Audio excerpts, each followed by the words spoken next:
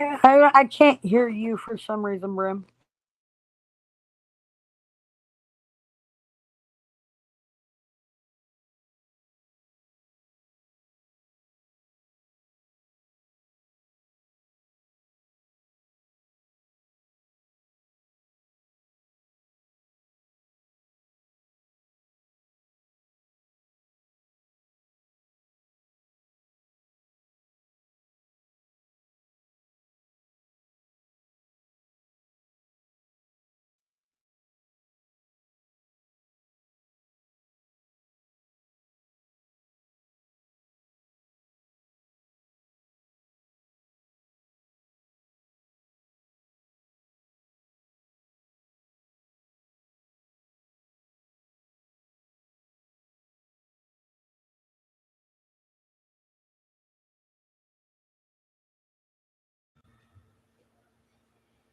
How about now?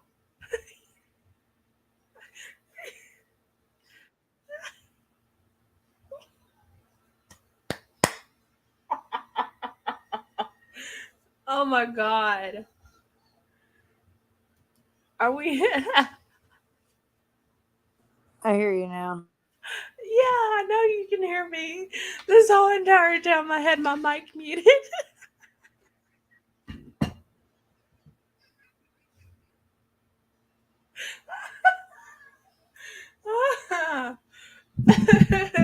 We'll ignore that that happened. That never happened.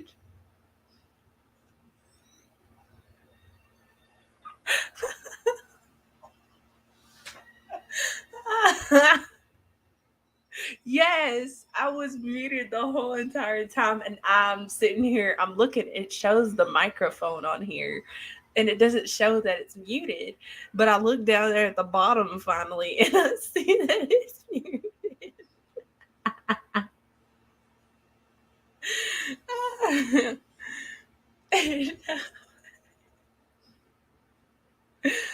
Oh, my cheeks hurt.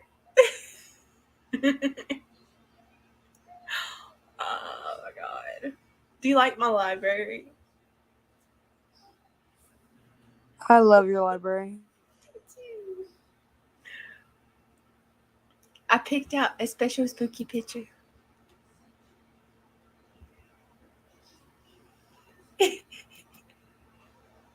It's the roots, Jess. It's the roots.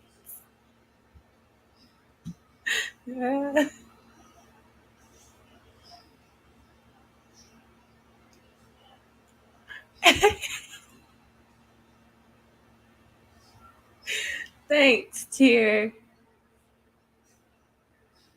Thank you. I love my library.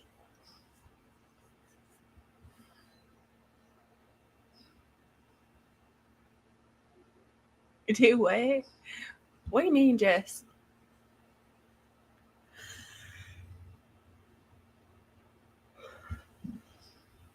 Oh, no, my library. She can have the one with the big, big books. I like, she likes the Bell kind of library, I feel like.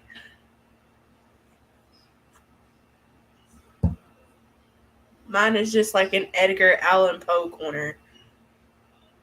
So,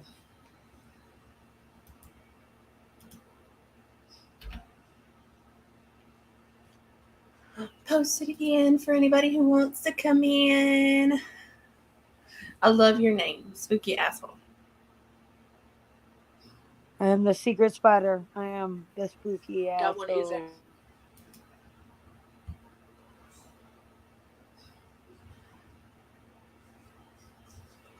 Alrighty. So tonight should be a little bit Where's interesting. our Steffi Pooh? I don't know. I posted.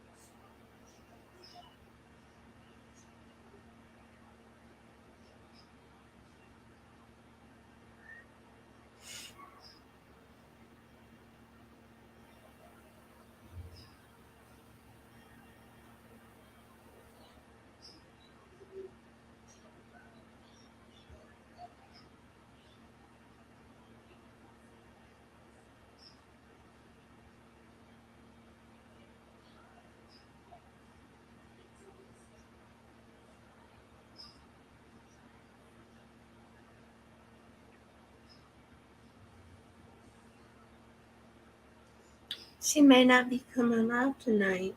I don't know.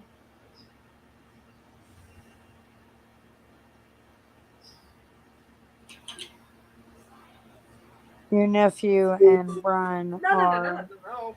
doing a spice challenge of candy. It's sort of intriguing to watch. Mm-mm. I'm posting this on Facebook.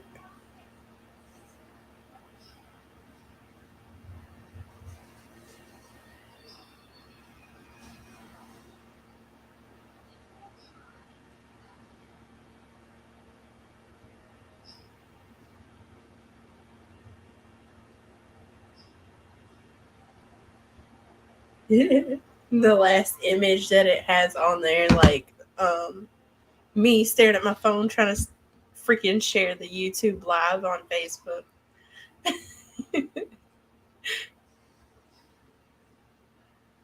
I'm not even gonna lie. I was watching Family Guy before I got on here. They are burning each other to death with hot candy. They're what? They're doing a challenge where they're eating these little candy dots and they get hotter as you go up the strip. Oh, I love it. Hang on. Brian, on the camera. These. It is. It's Like, forward because I have. Oh, I want some. so they're seeing how far up the strip they can go. It looks so good. I love hot candies. They're just red hots. They smell really good.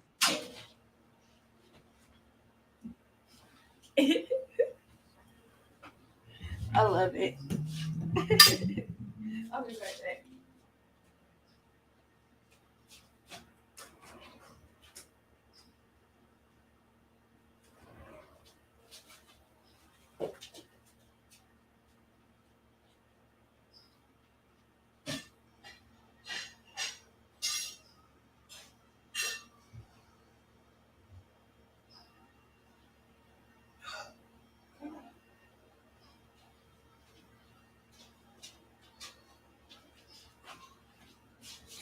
I'm back. Welcome back. Snoochie boochies. Hi, Shadow. We're going to tell scary stories tonight. That's who we need to pull up in here. Yes, I'm pretty sure you have a lot, Shadow. Or if anybody wants to share some paranormal experiences, we have time for that too.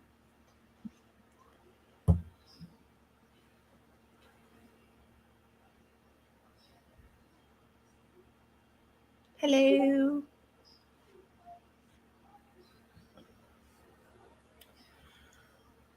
Me and Lala were reading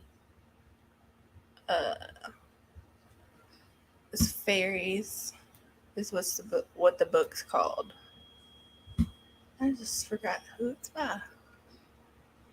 I love the scary stories to tell in the dark book. We were reading Fairies by Brian Froud. I like the I like the scary stories to tell in the dark. I just watched a lot of stuff like that on Netflix, and then there was 2 sentence horror stories. I think I it's what it's love called. those. That's awesome. It was like a backpack monster on there. I was like, that's great. So those two stories that I sent you were just for you to read. Not read them on the show, but read them. What'd you think? Oh, they were great. I was They like, oh my god, I hate that I love that. Yeah, the second one really got me. I thought it was really creepy. But the first one is freaking amazing.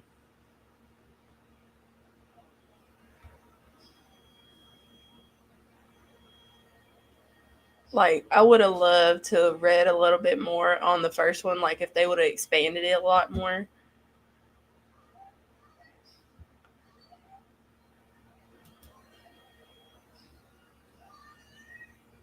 Okay, we'll give you a few. We won't pick on you too hard.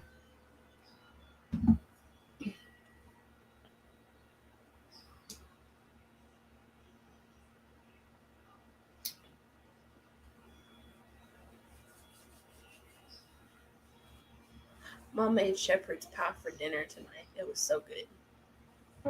I went to a Japanese steakhouse. Ooh. See, I hope we can do something like that soon. Like, Downside, I had to sit with my first ex-husband through dinner. I'm ready for the rain to stop. I had to sit through dinner with my first ex-husband. That was the downside of dinner. It was good though. Yeah.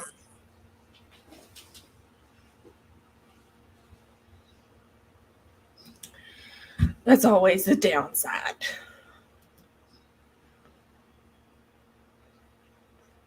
Ooh. Oh, that's long. That's super long. Okay, so I'm gonna do this the ghetto way. I'm gonna download the app on my phone because the ones on the computer are so long. And they have different forms on the creepypasta app. So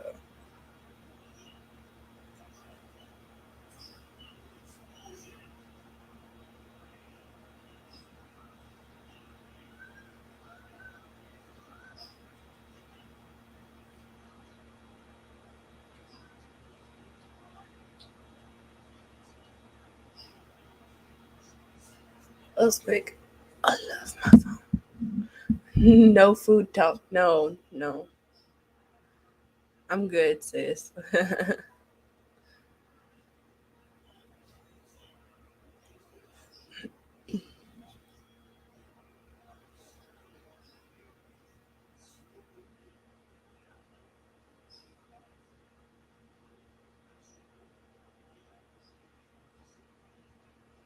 Ooh,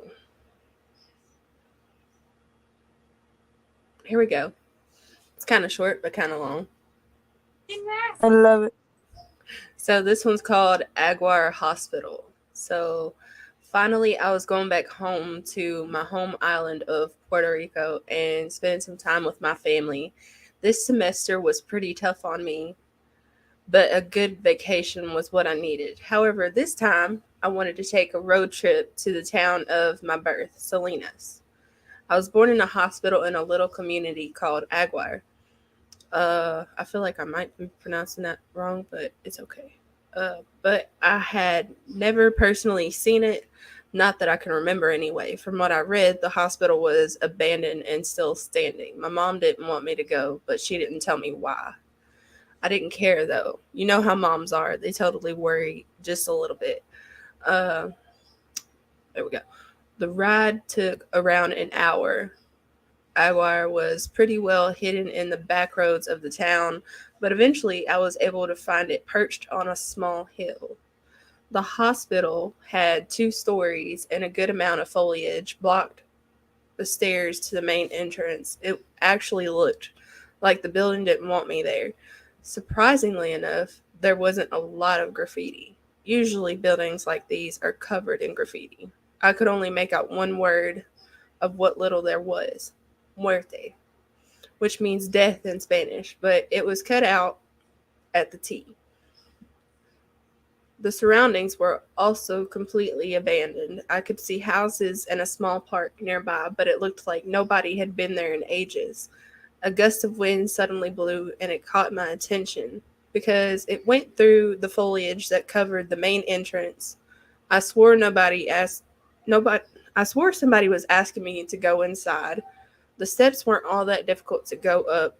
When I got to the top of the stairs, I went through the main entrance. The place was a mess. The linoleum tiles were littering the floor. There was dust everywhere, and I felt like I was breathing large amounts of it with every breath. I didn't see any medical equipment either, or beds.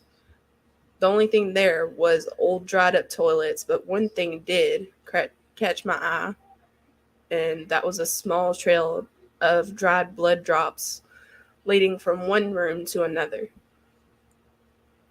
I checked the room closest to me, and there was a huge blotch of dried blood on the floor. The blood drops seemed to start there as if it was the first drop of blood. From the drops continued to From there the drops continued into the room across it, and it stopped just in front of the window. Smaller droplets as if it sprayed the window's frame. I thought of a doctor throwing a body part out of the window or something. I would have lied to myself if I said the whole image in my head wasn't a bit comical. However, it was grotesque. A shuffling noise suddenly came from my right, and I briefly saw a small shadow bolt down the corridor. I ran after it. The corridor turned a left and then a right, where it became into a larger hallway with more doors to its sides and a large exit that allowed light to flood in. Sadly, I didn't see anything. However, I saw small plumes of smoke still dancing in the air, so something was definitely in there. I scanned my surroundings and noticed another trail of blood. This one, however, snaked across the corridor I had just came from and down the large hallway to the exit at the end of it. It was also a solid line rather than small drops of blood. Notice that I didn't say it was a trail of dried blood. What really scared me was the whisper suddenly shout out from behind me. Hermano, it said, with pitch similar to a baby's. That means brother in Spanish. I immediately looked behind me and I saw the same small shadow from earlier go down the corridor I just came from. Again, I ran after it. When I go to the hospital's entrance, I lost the shadow again. But then I heard the same whispering voice. Come down here, it said to me in Spanish. I looked to my right where the sound came from and I saw a staircase leading down to the hospital's first story. I couldn't see the bottom of the stairs too well, seeing how the first floor was not as well lit as the second one, probably from all the foliage growing at the bottom. But for some weird reason, I went downstairs. When I got to the bottom, I saw the same line of blood coming from a hole in the ceiling, down the wall, and through the corridor behind me. It led to a large room, which was probably a lobby back in the day. The ceiling was all cracked and falling to pieces, and I could see the rotten wood beams that formed the foundation of the building. But then noises started to happen again. I heard a mess of scuttles moving from one side of the room to the other. Dust shifted in the air quickly, which only confirmed that there was something in there with me. Even the wood beams creaked a bit from time to time. The scuttles were one thing, though. I also heard the same whispers again. Even though they clearly sounded Spanish, it wasn't as understandable as it was earlier. I swear the voices were having the conversations between themselves, but then their attention turned to me. Why have you come, brother? The voice asked me in Spanish, of course. Tell me who you are first, I answered back in Spanish myself. The whispers began to rise again as if it were consulting their answer. Then a silence dropped. After waiting for a couple of seconds, they finally answered me. Our mothers did not want us. Our fathers were eager to get rid of us. To this hospital they came to undo us. Like trash, we were thrown out into the scorching sun, but our survival was hardly their choice. We stayed in this world just as you choose to stay. I was completely confused by their words. I didn't have that much time to think, though. Suddenly, a door creaked open in front of me. I saw it. A baby crawled from that room. The legs were malformed, and its body was drenched in blood. Bile oozed from its mouth, and I swear it was trying to form a smile. With every drag of the body, it left a trail of blood. A rustling behind me was enough to snap me from my shock. When I turned, there was more of them crawling up to me, and up in the wooden beams, I saw them climb their way down with incredible speed. Dun dun dun.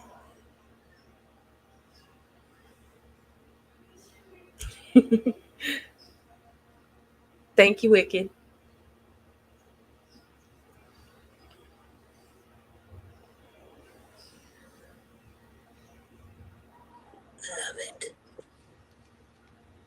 Right? Spoopy. Definitely.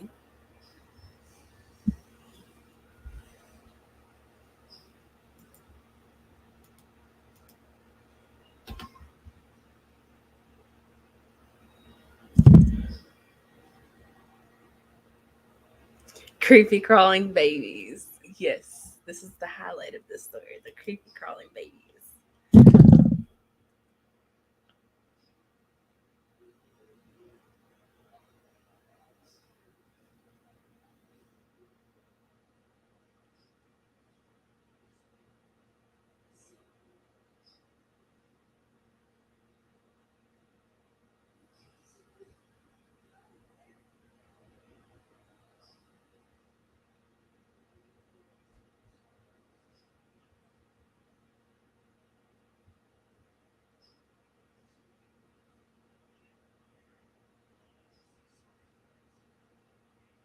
Hmm.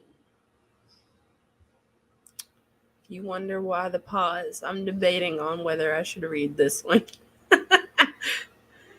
Oh my goodness. They have a lot of hospital ones. Oh, that's super long.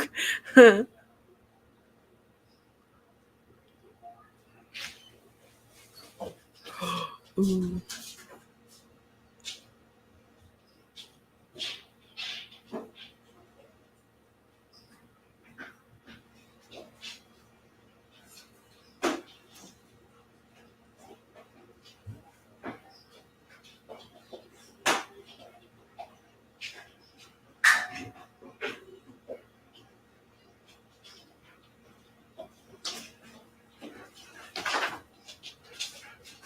Hey, baby.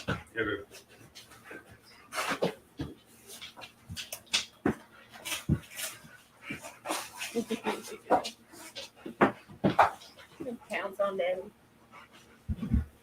What, Lee's hair? Yeah.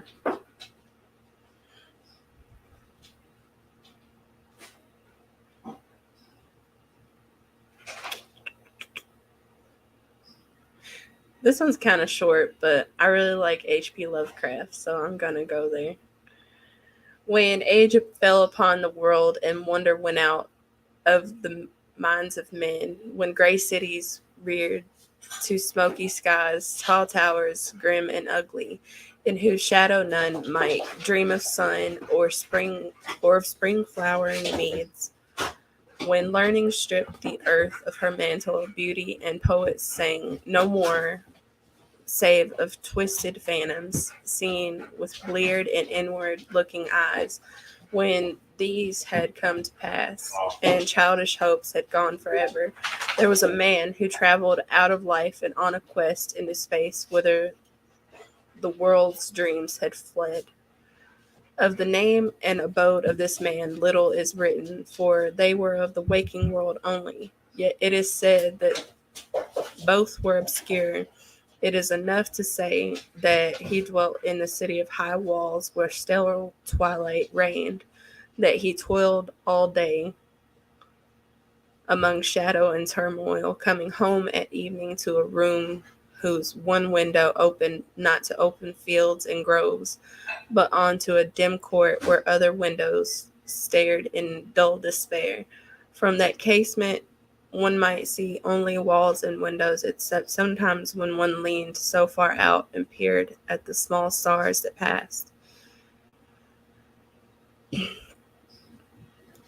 And because mere walls and windows must soon drive a man to madness who dreams and reads much, the dweller in that room used night after night to lean out and peer aloft, to glimpse some fragment of things beyond the waking world and the tall cities. After years, he began to call the slow sailing stars by name and follow them in fancy when they glided regretfully out of sight, till at length his vision opened to many secret vistas whose existence no longer common eye suspected. One night a mighty gulf was bridged, and the dream haunted skies swelled down to the lonely watcher's window, to merge with the close air of his room and to make a part of their fabulous wonder. I feel like I totally messed that up, but it's a good one. Another really good one by him is called Beyond the Wall of Sleep. That one's a really good one. It's I extra. like the one of his that's the rats. Oh yes, I like that one too. Yes. When was the last time I I seen can that? read one of mine that It's I wrote. 702, baby.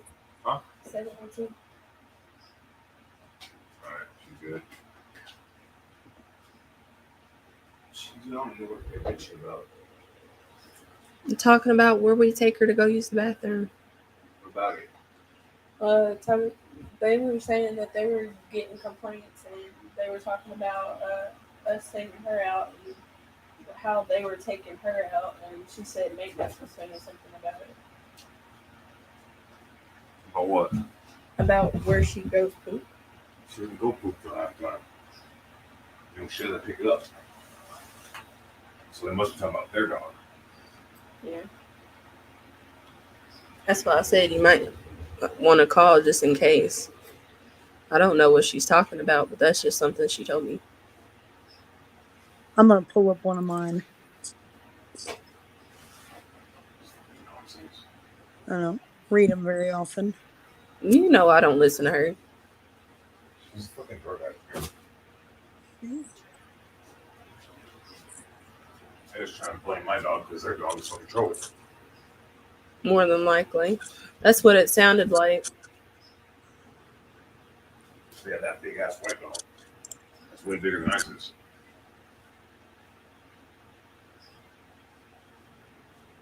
Yeah, she had walked up to me and told me about it whenever I was standing outside to get water. It's not me that's trying to blame my dog.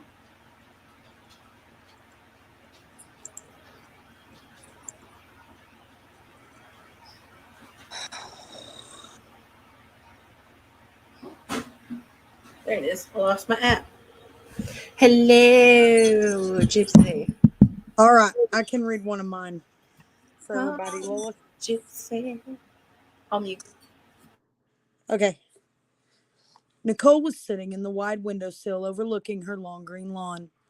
As her eyes moved up to the full moon above her, she felt a strange swirling deep within her belly.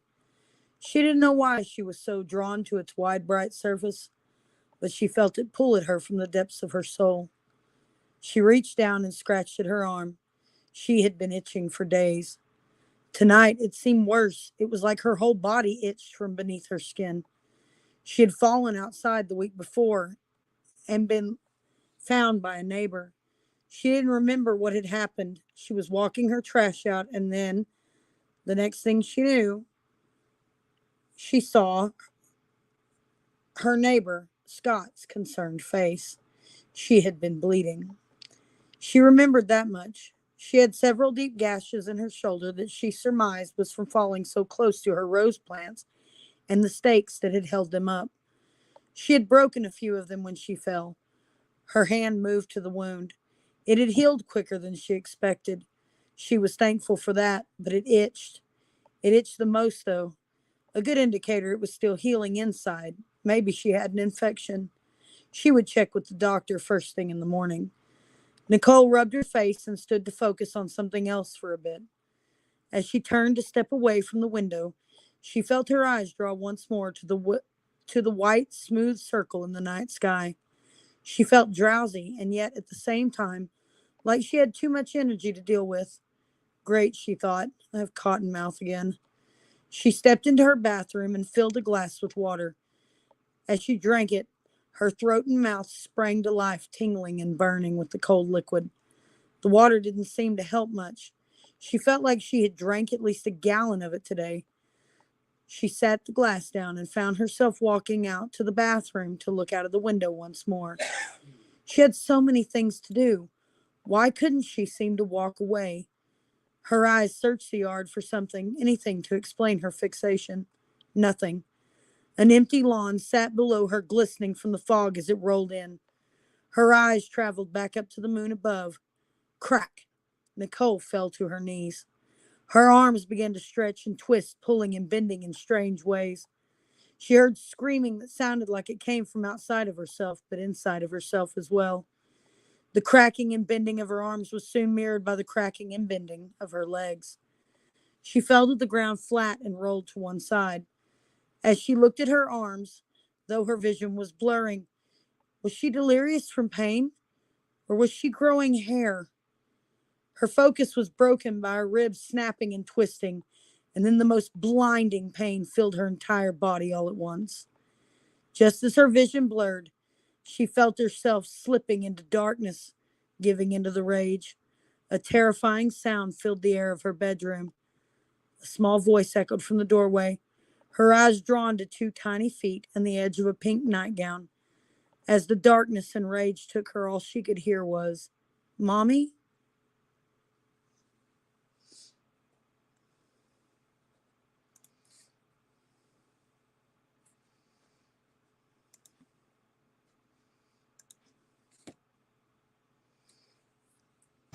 That reminds me of the movie Mama. Don't mess with those kinds of spirits. No, back away. Mama was becoming a werewolf and her daughter was home alone with her. Mm. I love it though. It was very Terrifying thought process for a mom. right. It had great descriptions though. I really love that. Now, I do know that they don't pick up their shit Yeah. upstairs. Yeah, I think that was a lot of the problem that they were kind of honing in on there.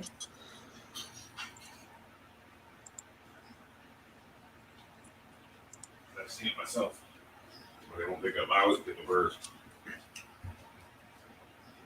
I did That's why I have today. that big ass bag out front. Even though it was kind of freaking hard to do that, I had to wait till I got her in the house and then I went back and picked it up. Yeah. Because whenever I was outside, he was already going to his car and I wanted to get her in the house. Yeah. But I still got to take all the trash out, dude. And then the old guy from upstairs was walking up the stairs. I was not expecting anybody to come out at that time, to be honest. It had been completely empty. Sidewalks were empty. Yeah, dude. Rain That old stopped. guy almost popped in his fucking mouth one day. He came and banged on my fucking door. You need to do with your dog. I said, you need to fuck back the fuck up. Mhm. I'm not the one, bro. No. He's like, well, you can't be doing that. So I didn't fucking do everything. Oh, oh, so you remember the kite game? I can't remember a lot about that one. I found it. It's super long though. I'm gonna have to read that one later.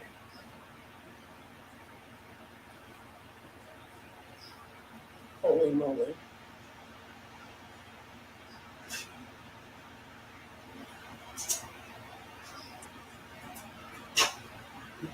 It's really hard to find short ones. They just need there's that one thing they do. Randonautica. They need Randonautica creepypastas. There are some. I've run not creepypastas, but I've run across Reddits. No, Isis, come on. This one's that really be like corny. that. It's called the Ghost Train. It's really corny.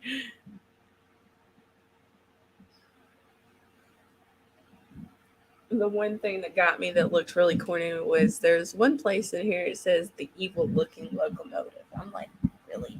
Are we going Christine with the train here? Can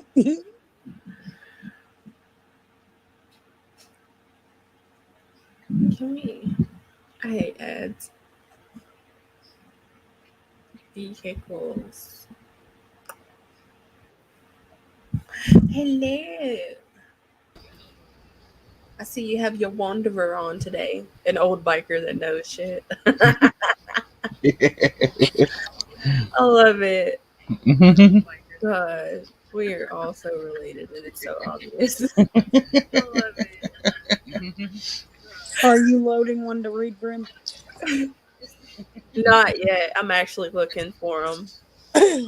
Here we go. I've got one for you. Okay, go ahead. Grandpa had neighbors. Grandpa had annoying neighbors. Grandpa had annoying neighbors that would fight with each other almost every day. The man of the house seemed to always yell the words cheat and whore every other sentence, while the woman of the house seemed to do the same, but with alcoholic deadbeat instead. Grandpa had neighbors whose shouting was so loud and hard that he sometimes questioned his own safety. One time he saw the angry man holding a lead pipe in his hand, yelling at his wife, who was brandishing a kitchen knife. He was unclear as to who had started the altercation, but at that point it didn't matter because Grandpa had neighbors. Grandpa had neighbors who partied recklessly.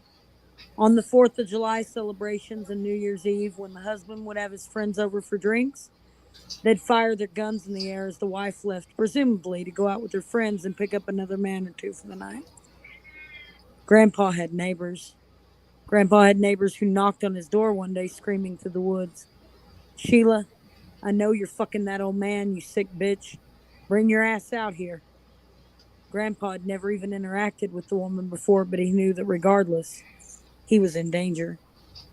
Grandpa had neighbors who kicked open the door, shotgun in hand. They screamed in his face, jerked him around. "You're gonna burn in hell for fucking that whore, you old bag of shit." Grandpa had neighbors that pushed him hard to the ground. Grandpa had neighbors. Grandpa had neighbors who grabbed him by the shirt, towed him to his bedroom. The man pulled him up by the collar, throwing his frail body to the rocking chair and pressing the gun to his forehead. Grandpa had neighbors who shot him in the head at point blank range. Whenever I visited his house as a child, Grandpa would complain about his neighbors.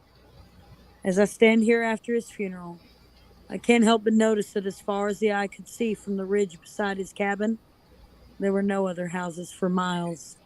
Yet Grandpa had neighbors.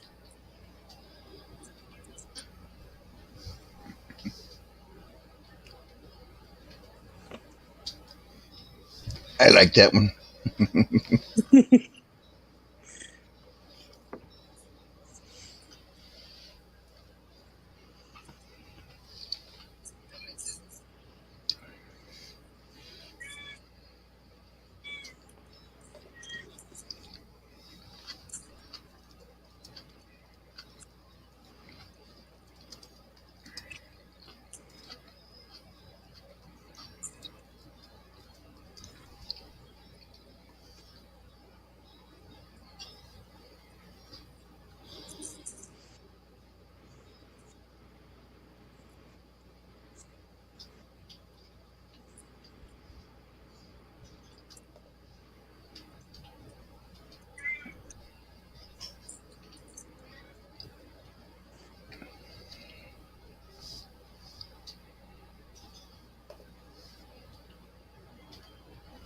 But yeah, one of the ones I know is actually one from the town I grew up in.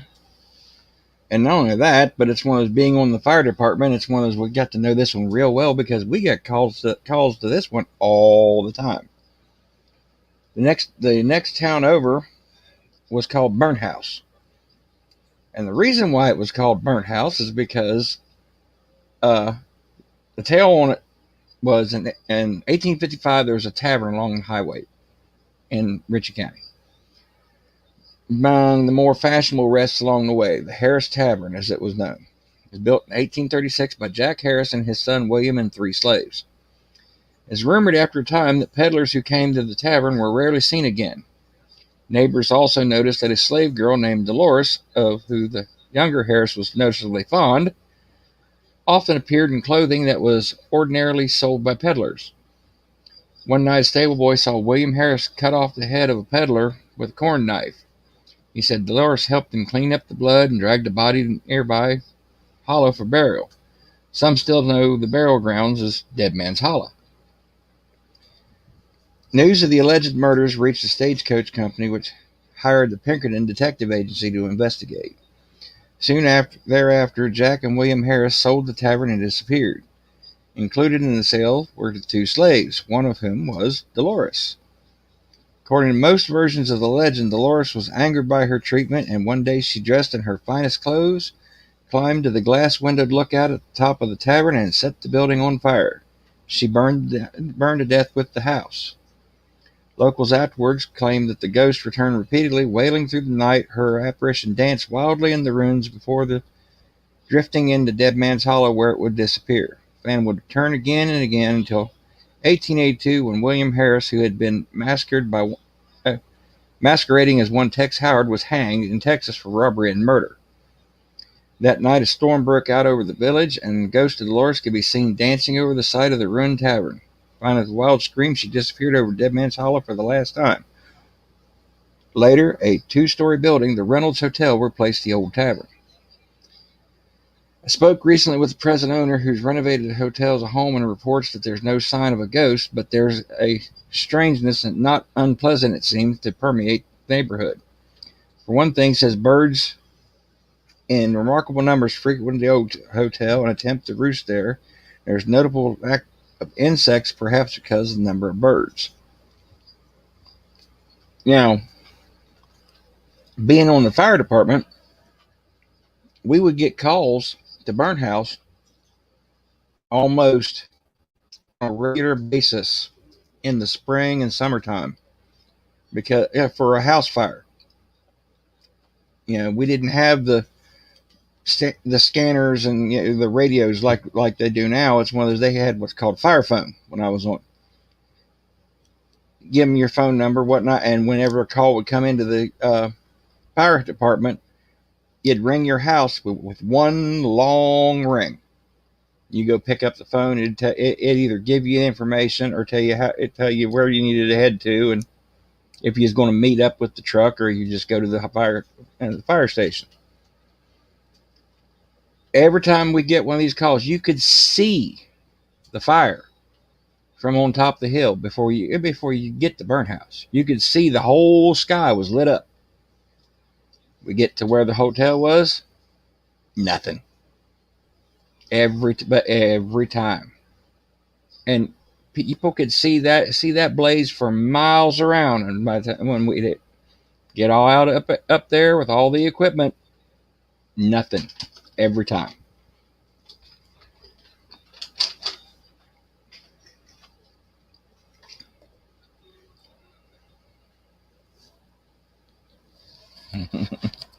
See, there were some happenings like that in Kentucky.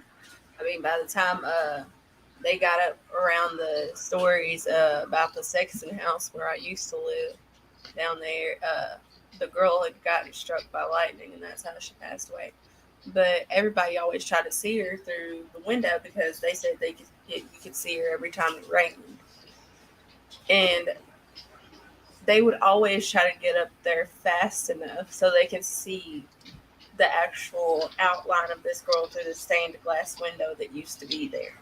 They have it boarded up, but a lot of people had reported that they could see that it was just the stained glass window that was still there, and you could see her standing there, scorched into it.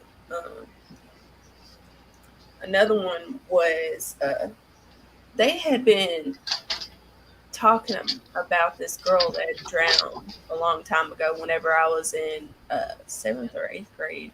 It was whenever we had the women's college still in Kentucky. And there was an old gymnasium that was still attached to the middle school. And the old gymnasium, they used to have a pool where the women would have all their swim meets and everything like that. And there was a younger female that had drowned in there. And they built over it to make the gymnasium. So they came along with the story of every time you stepped on that old gymnasium floor, you could hear her scream. I never found that out because I never went into that old gymnasium, but that old gymnasium had like this creepy vibe compared to how the rest of the school felt. Like the old school still felt like the women's college. It was old, it was dingy, it was vintage. And going by that specific part right there, even if you walk on the ground after it's been torn down and everything, you have like the office, like I think it's a superintendent office now or an extension center or something like that. It's right there in front of the football field. And every time you walk on the gravel, whenever they have like the parades, all that stuff, you can just feel how heavy the ground is. Because in that one spot, There used to be all these females that went to school there, and so much history behind it. But at the same time, no one ever went into that gymnasium. Ever. Not even the janitor. And I wasn't one that was fixing to find out. I lived in a house in Tupelo, Oklahoma for about 6 months with a friend of mine, and it was so haunted that we actually moved out. Um, it was horrifically haunted, but it was a temporary situation anyway. Not the greatest of houses. After we were gone, we said something to his uncle, and his uncle goes, "Oh yeah, that's the murder house." And we're like, Oh, "The fuck do you mean, Leroy? Now, goddamn it, you knew we were staying there.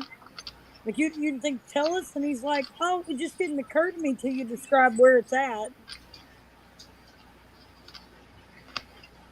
The Daily Oklahoman has a news story about it from 1983. A rural Tupelo woman killed her 2.5-year-old son and cut off his head and nailed his body to a cross attached to an outdoor television antenna outside of the home. She moved from Dallas, Texas, moved into that house and went insane and killed her child. Like within 3 days of moving in. let's see. Nope. We were like, the fuck? Like nobody told us. There's fucking news articles about it. This bitch went to prison forever. Let me tell you the very prominent reason as to why I was so creeped out the very first time I went to Waverly Hills, because a friend of mine had went before me.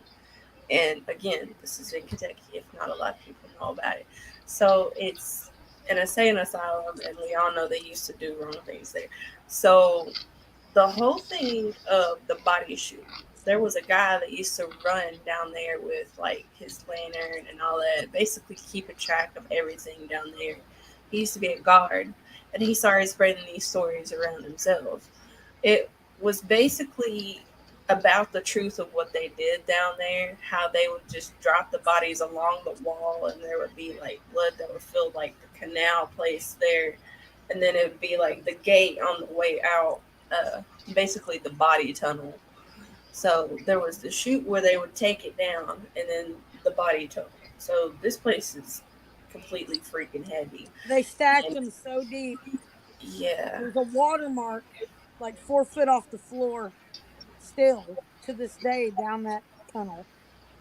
I can confirm that. It's nasty. Yeah. And with how they basically described it, it was you get the smell of rot as you're walking down the stairs. And then as you're in the body tunnel, you can continuously hear the sound of bodies and flesh being dropped on concrete. Like, that's nice.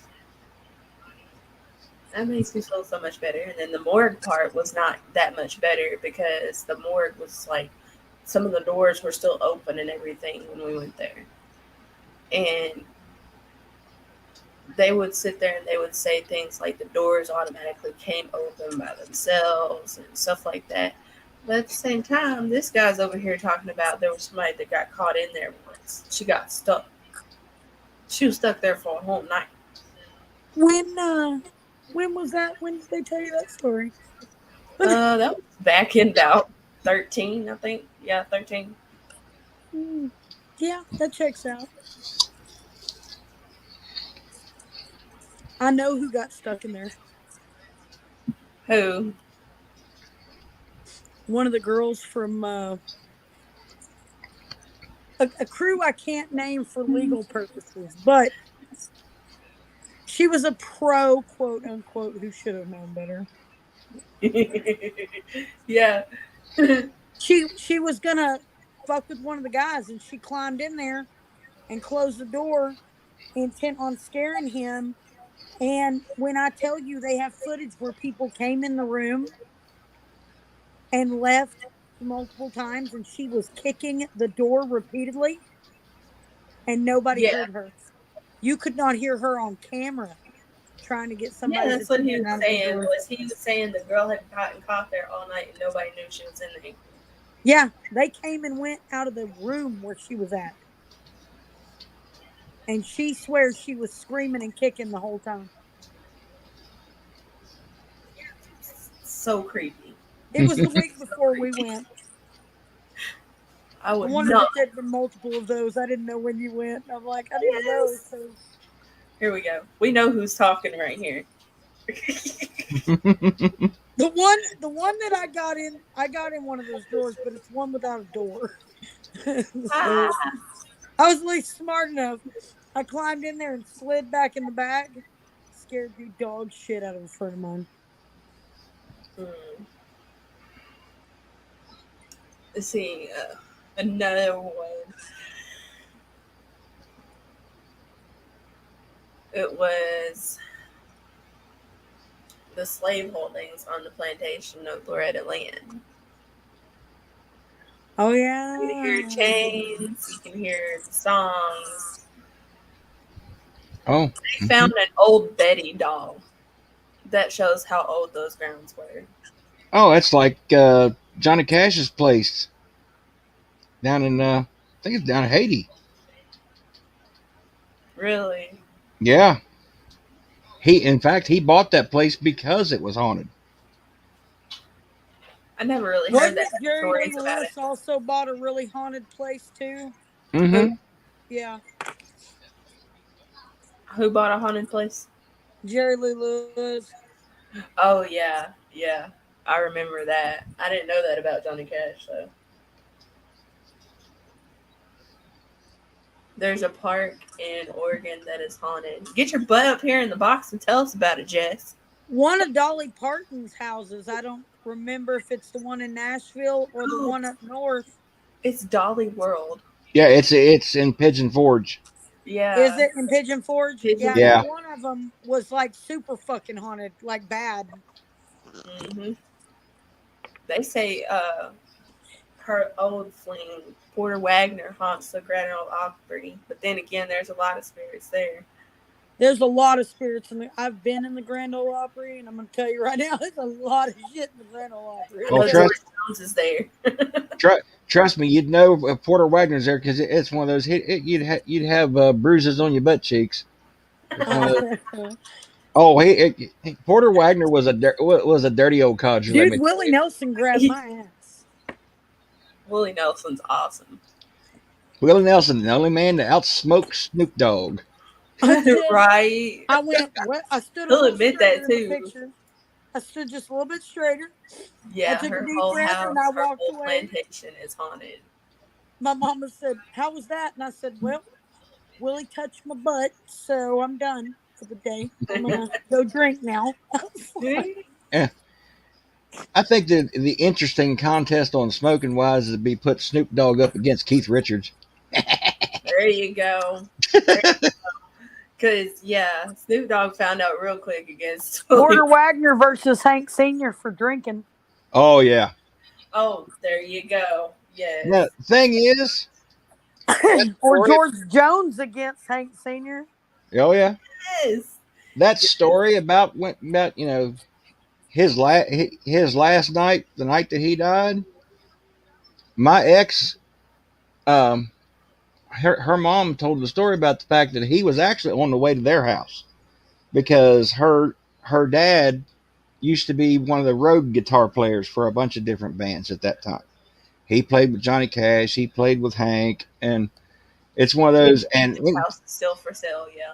yeah, and anytime that Hank needed to just get away from everything, he'd go out to Tony Wayne Basin's house to disappear, aka to get shit faced and forget who he was. And he had called the night before and said, "Pat, get the coffee on. I'll be there in the morning." All right. When the morning came, he never showed up. Well, doesn't Jimmy Page own Aleister Crowley's old house, or did he sell it? I think he sold it, but I'm not sure. That fucking house was built on ley line crossings on purpose. Mm-hmm. But We got one. We got another ghost story that Soka is pretty much fond of. It's right here in this county that actually has ties to Oregon. That's always great. Mm-hmm. It's called the Legend of Bloody Hollow. Ooh, I like it. Mm-hmm. You should tell it. It's on West Virginia 14, about 4 miles northwest of Elizabeth.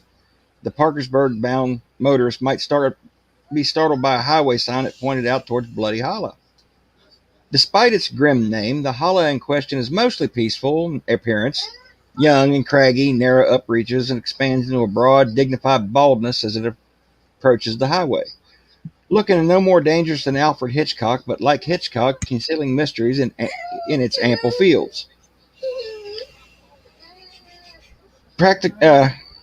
Whence came its incarnadine appellation? Did a deed most foul dye this bit of Work County soil? Was the verdant valley the location of some mountain feud which tipped the green grass with scarlet lifeblood of misguided zealots? This is an old newspaper, by the way, that I'm reading it from. Or was merely the location in past years of the local slaughterhouse? Practical fellows would dislike romantic tales, might prefer the last explanation, but it isn't true. There is a legend of Bloody Hollow. Lewis Reed, Elizabeth's attorney and politician who was born within dagger tossing distance of Bloody Hollow, knows all about the legend, and such may be proved he learned much of the legend from his mother, Miss Emma Bell Reed, who is now 87, and in fact, with little is actually recorded, he found out for himself. The legend of Bloody Hollow boasts no headless horseman. It has a gray-haired heroine, albeit somewhat picaresque one. Her name is Catherine Mullenix. Born Catherine Hammond, she lived nearly to be 80 and was well liked by her neighbors, who considered her gentle and inoffensive, and for the most part, everyone called her Aunt Kitty. Said, I can remember her, Reed said, and I remember attending her funeral in 1910. She's buried on my property, or rather in the Hammond private cemetery, which is surrounded by my property. Aunt Kitty was well liked and a good neighbor, but there was a story about her in which was whispered about family hearths during quilting bees. They say, one housewife would tell another, that Aunt Kitty once killed a man. Killed him in a cornfield with a hoe. Wow. Well, Did she catch him with a hoe, or did she kill him with a hoe? she killed him with a hoe. Did they kill him at the same time, or are we talking about a garden hoe? It's a garden hoe. So this is not the sort of thing you tell strangers about a nice old lady, and you certainly don't ask the nice old lady herself to elaborate the story. Aunt Kitty volunteered.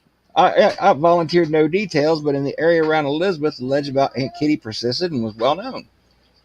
In time, adults nearly forgot the tale, although sometimes mentioned within hearing of children, and the children delighted in those pre-television and pre-radio days and giving themselves goose pimples by amplifying the legend with terrifying, gory details. As a result, some children came to view gentle Aunt Kitty Mullenix as a sinister, dangerous woman. She might, for all they knew, be the head of a gang of pirate cutthroats, which at the proper signal would ravage the countryside. Despite these dire youthful expectations half hoped for, Aunt Kitty lived out her blameless years in peace until 1910. She's buried in the Hammond Cemetery across the highway from the valley now called Bloody Hollow. Many years passed, and Lewis Reed, who had attended Aunt Kitty's funeral, moved away from Bloody Hollow, and so did the Hammond family, to which Kitty belonged. But Reed came back to the area in 1953, was named clerk of the Fourth Circuit Court. Inasmuch in his home faces Bloody Hollow, he often had occasions to recall the legend connected with Aunt Kitty Mullenix. Reed decided to check court records that if Kitty had actually killed a man with a hoe, it was possible that some legal record existed. Sure enough, Reed said, I did find something. It wasn't much, but it proves that the legend was at least in some part based in fact. During the Civil War, court was suspended from April 1861 to April 1863. From the latter term of court, I found an indictment that charged Catherine and Solomon Mullenix and Michael Hammond with the murder of one Naylor. That's the only name on the record, one Naylor. That's all there is. Just an indictment and no details. The case never came to trial. Naylor, whoever he was, must have been killed sometime between 1861 and 1863. The rest is conjecture. The legend goes that Aunt Kitty, then a young woman, was working in a cornfield along with her husband, Solomon Mullenix, and her father, Michael Hammond, when a man attacked Hammond, Kitty's father, who would have been about 58 at the time. Michael Hammond was helped less by Solomon's wisdom than Kitty's right arm, because, according to the local legend, struck her father's attacker in the head with a hoe with permanent consequences. That is as far as even the legend goes. I want my headstone to say that. I hit someone in the head with a hoe with permanent consequence.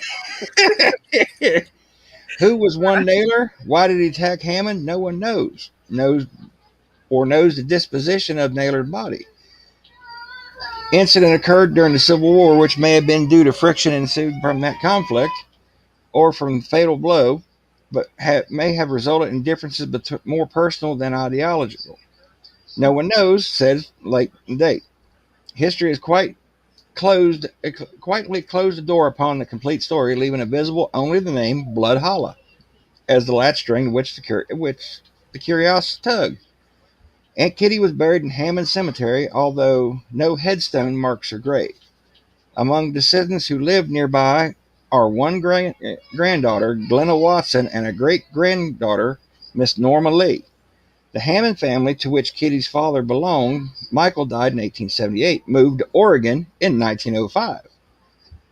Vida Hammond died in Oregon in 1965 and willed a sum of the Beulah Presbyterian Church for upkeep for the old Hammond Cemetery, a cemetery containing less than 20 graves. And that is the legend of Bloody Hollow. How did I click on myself? Where Bloody Hollow is where the woman went and killed the man. The man was a salesman that tried to rape her. He killed her. Mm-hmm. Well, she killed him. Yeah. The other part of it, she said, is that the man was a salesman that had tried to rape her, and she killed him with a hoe. Dang. That's one way to do it. Yep. I got a true story for you here that I just found, and I actually have been reading a lot about the Tower of London lately, so this is pretty cool. So, 1483. I had the dream again, the little boy whispered to his brother, shaking him violently awake. I think I really felt it this time. He hugged his older brother tight as the other sat up, rubbing his face. The little boy blinked rapidly to rid himself of tears in his eyes as his brother rubbed reassuring circles into his back. It was just a dream, Richard, he insisted to the 9-year-old. It's nothing to worry about, but it was scary. Richard protested. The lopsided man came into my room and he grabbed me by the throat until I couldn't breathe. Richard, his brother growled at the sound of the man's given moniker. I told you to stop calling him that. The boy pulled away and crawled to the end of the bed, lower lip trembling in a pout. Well, that's just what he was, he mumbled. His shoulders, they're at a different height, and that makes him look really funny. I know that, but it's still not nice to say, his brother scolded the boy with a sigh, crawling after him. He wrapped an arm around the younger boy and let him lean on his shoulder for comfort. When are you going to be king, Edward? The little boy asked with a frown, turning his head to look at the 12-year-old. Soon, Edward said, getting to his feet. It'll be soon. He wandered over to the window, looking out over the grounds of the tower.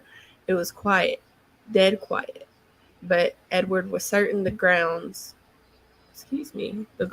were alert at their post. I'm sure of it. You said it'd be soon when I got here, and that was 2 months ago.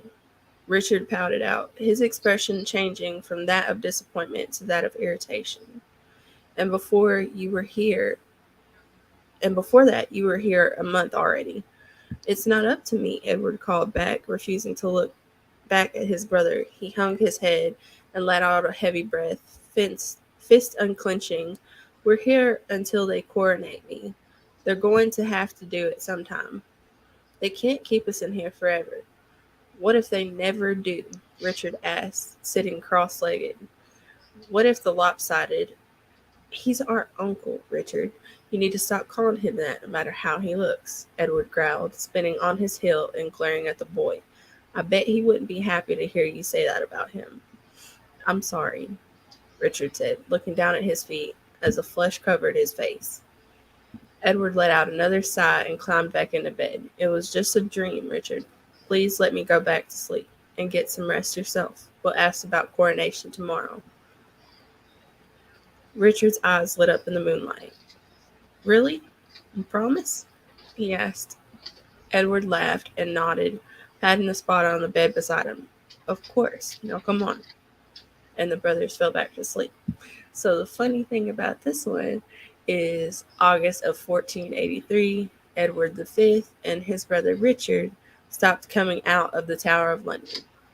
So it says here, Edward's coronation never occurred despite his placement in the tower, assumed to be for that purpose. Some claim their uncle, Richard III, who had scoliosis, murdered them to secure his place on the throne. So if you ever see that field of poppies, yeah. Man in the Iron Mask. Yeah.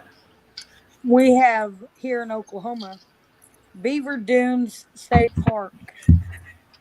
I have been out there a million times on ATV and did not know shit because they don't tell you shit.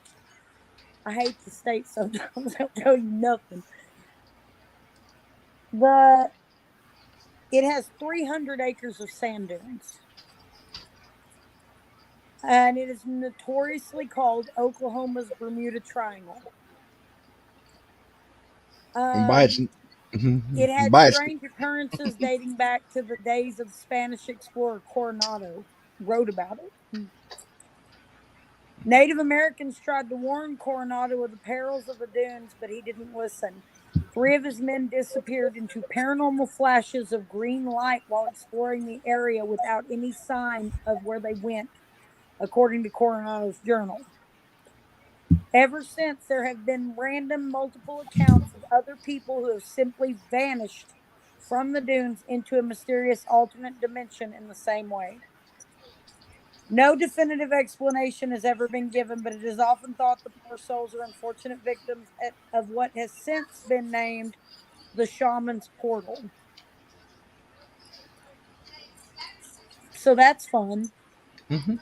Oh, and Uh, by and by that place's name, it's one of those. I'm sure quite a few people have been killed out there with a hoe. I'm telling you, multiple, most likely. I'm sure somebody beat a hoe with another hoe. ah, I was waiting for that. I was I've waiting seen for some that. shit out there. I've seen some shit. There is a house in Tulsa called the Hex House, which it's not standing anymore. They tore it down. Ooh. Um, the original legend begins with Carol Ann Smith, a woman who went by several names in the Tulsa area back in 1944. After noticing some suspicious behavior, the police searched Carol's house at 10 East 21st Street and found 2 women living there as what they called religious slaves. They were in a dark, unheated basement under some kind of hypnosis or what they thought was a hex. Um, Carol forced them to live in cages with barely any food for over 7 years. They were only allowed outside to go to work and gave Smith their paychecks at the promise of great rewards of magical abilities. Smith lived off several life insurance policies she'd been collecting under suspicious circumstances. It's widely believed she planned on taking out insurance on the 2 women also. She had spoken to several insurance agents in the area at the time. Smith was never charged with murder, but did do a minor amount of jail time after the investigation. Upon her release, she fled the state and no one knows where she went. The house was a popular spooky site visited by teenagers until they tore it down in 1975. They left the basement intact under what is now a parking lot. And supposedly people hear screams and all sorts of other things.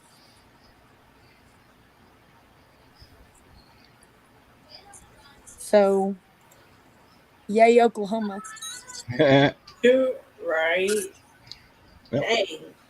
I could always tell a little poem that actually has connection to our family. Oh, good. Do that. Please do. Hmm? A lot of people probably have even heard it. Keep away from Are you keep calling me away out, Shadow? keep away from Pumpkinhead unless you're tired of living. His enemies are mostly dead. He's mean and unforgiving. Laugh at him and you're undone, but in some dreadful fashion, vengeance he considers fun and plans it with a passion. Time will not erase or blot a plot that he's been brewing, but when you think of that he's forgot, he'll conjure your undoing. Bolted doors and windows barred, guard dogs prowling in the yard, won't protect you in your bed. Nothing will from Pumpkinhead.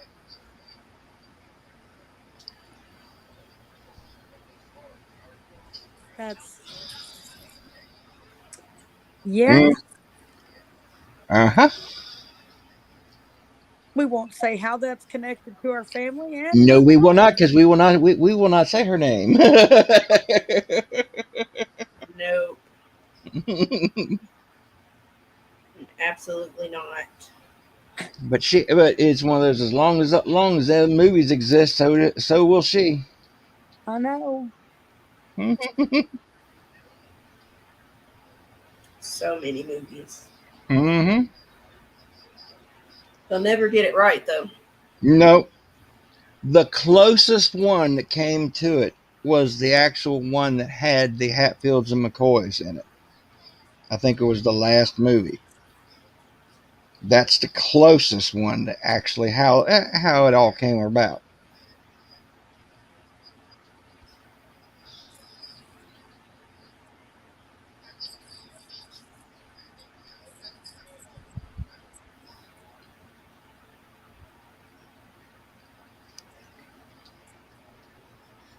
Nice.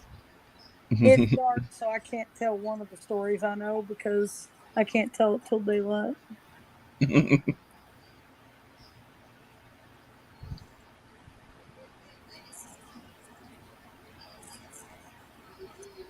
Supposedly, there's a dragon here in Oklahoma somewhere.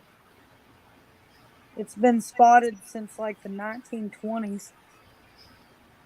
They call it the Thunderbird. Um, it's been spotted in the mountains. The enormous flying beast was spotted with a wingspan measuring up to over 160 feet wide, and the body was more than 90 feet long. Um, it was tough leather, very leathery, like a dragon. Um, According to investigator Callan Hudson, many early settlers in the southeastern portion of the state, which where I live, by the way, were terrorized by the beast for many months, causing some of them to even flee the state. Another incident reports small children from Clarita were being abducted by the massive beast, causing families to confine their children indoors. The beast was finally brought down around the 1920s by a local rifleman. They Legend says the beast is buried near Clarita in a river bottom where its bones are still believed to be there. But everybody is still so terrified of it they won't go dig it up.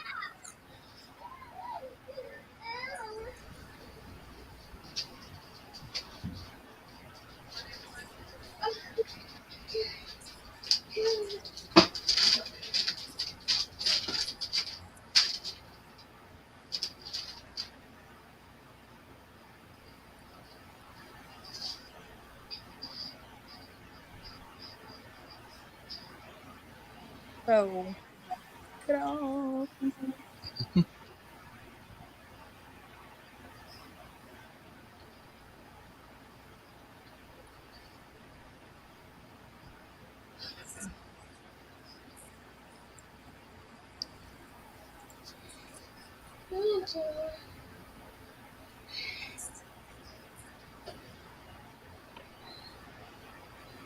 So For years, like when I was telling y'all about Shaman's Portal, for years, the older people around that area would warn everybody about seeing what they described as the men in black, basically Ooh. Yeah. being near the entrance on multiple occasions.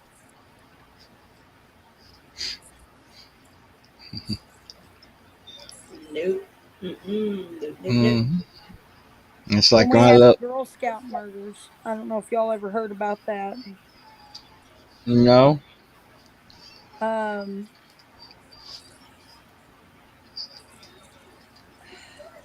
the Girl Scout murders. Let me see if I can find the. I want the actual dates. Like if you pull up to our big statewide Girl Scout camp now, it looks like fucking Fort Knox. It has like 15-foot fences with razor wire at the top around the entire camp. It has a gate like "Welcome to Jurassic Park" as it fucking opens, like when you go in, and that thing is locked behind every car that comes in it. And they have armed security at the gate, and it's been that way since they moved the camp to the new camp. Um,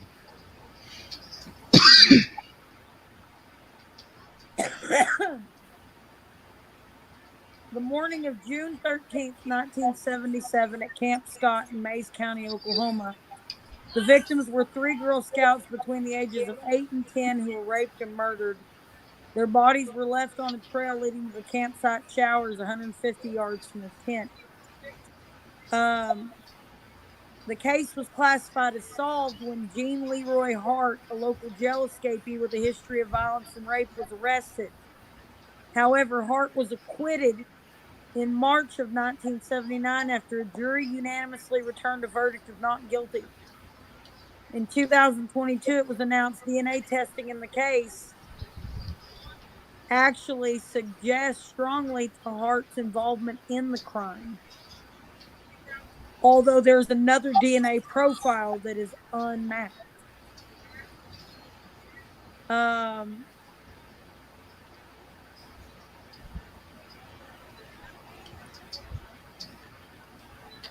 it is still technically unsolved, and that campground is empty.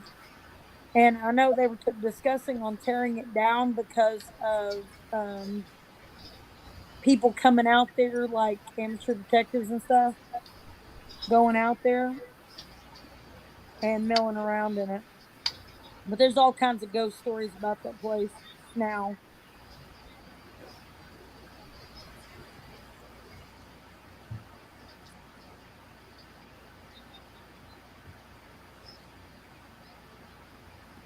It's very spooky.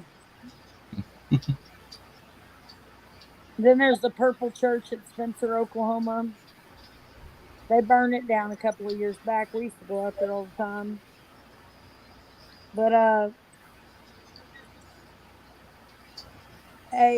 Sean Sellers, a local teenager from Spencer, um, killed both of his parents and a convenience store clerk and took them out there and performed what locals thought were satanic rituals using Ooh. their bodies out there. Oh no. We got like 8 million crybaby bridges too. Hmm. We've got my particular run in with the black eyed kids, so it's one of those. Yeah. No. Well, up here, I was just looking at this. They have something that's older than the asylums. It's the California traditional homelands. It's basically a story they have about little goblins that are along the coast. Murlocs. Blah, blah, blah, blah, blah, blah. We have vampire witch owls in Oklahoma. I told you that story. The Stikini are a type of vampire witch people in Seminole lore. The Seminole and Native American tribe brought the Stigini to Oklahoma with them when they were forced to relocate to the area, basically.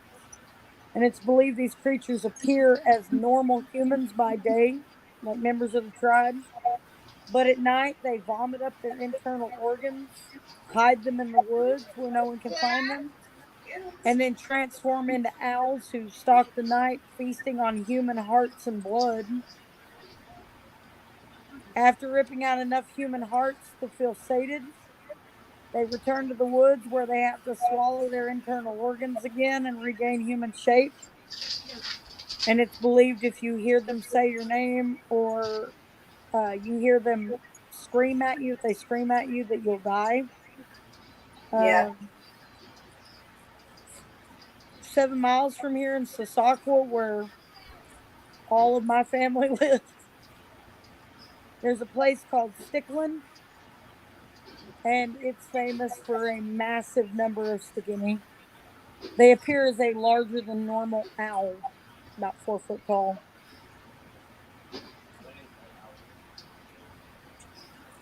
Then we have the Oklahoma octopus.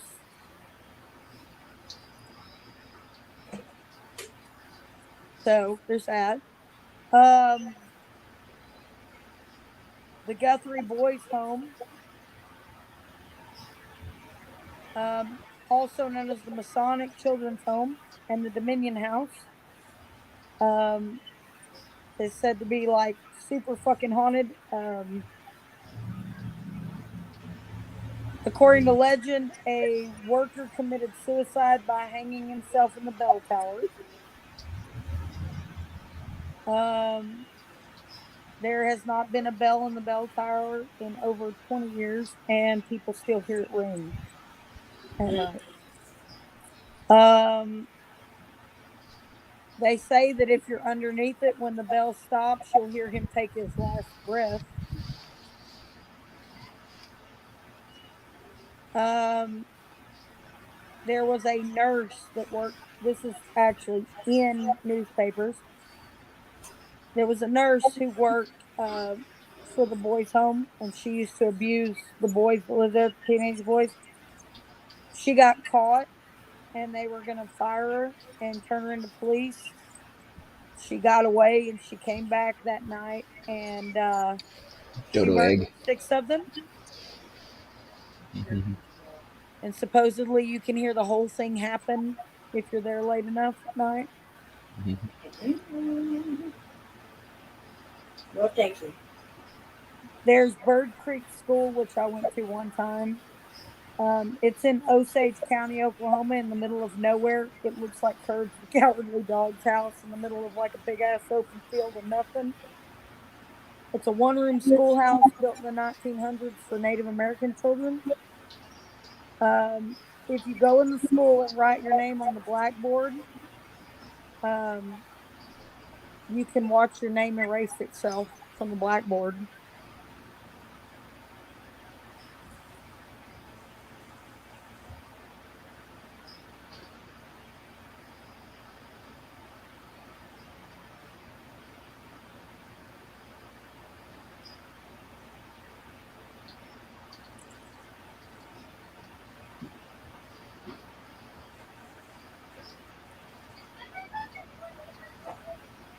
Oh, there's the giggles. I thought I was gonna fall.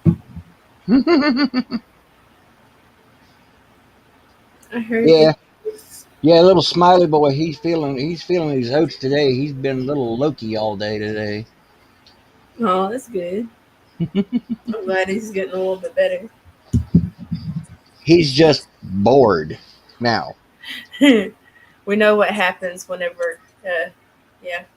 Oh yeah, because he's figured out he can still climb things one handed. It's one of those. So therefore, it's the I'm done. every other word is Robert, get down. We actually had at the college here at ECU, they had a haunting that was so bad in the 60s that the school actually recognizes it as having been legit. Um, there was a teacher in mathematics that passed away, and so many students started seeing her that at one point Knight Hall, which her name was Kate Knight. Her father was who they built Knight Hall for, and her picture was hanging in Knight Hall for a while. Upstairs is the junior and senior girls' dorms.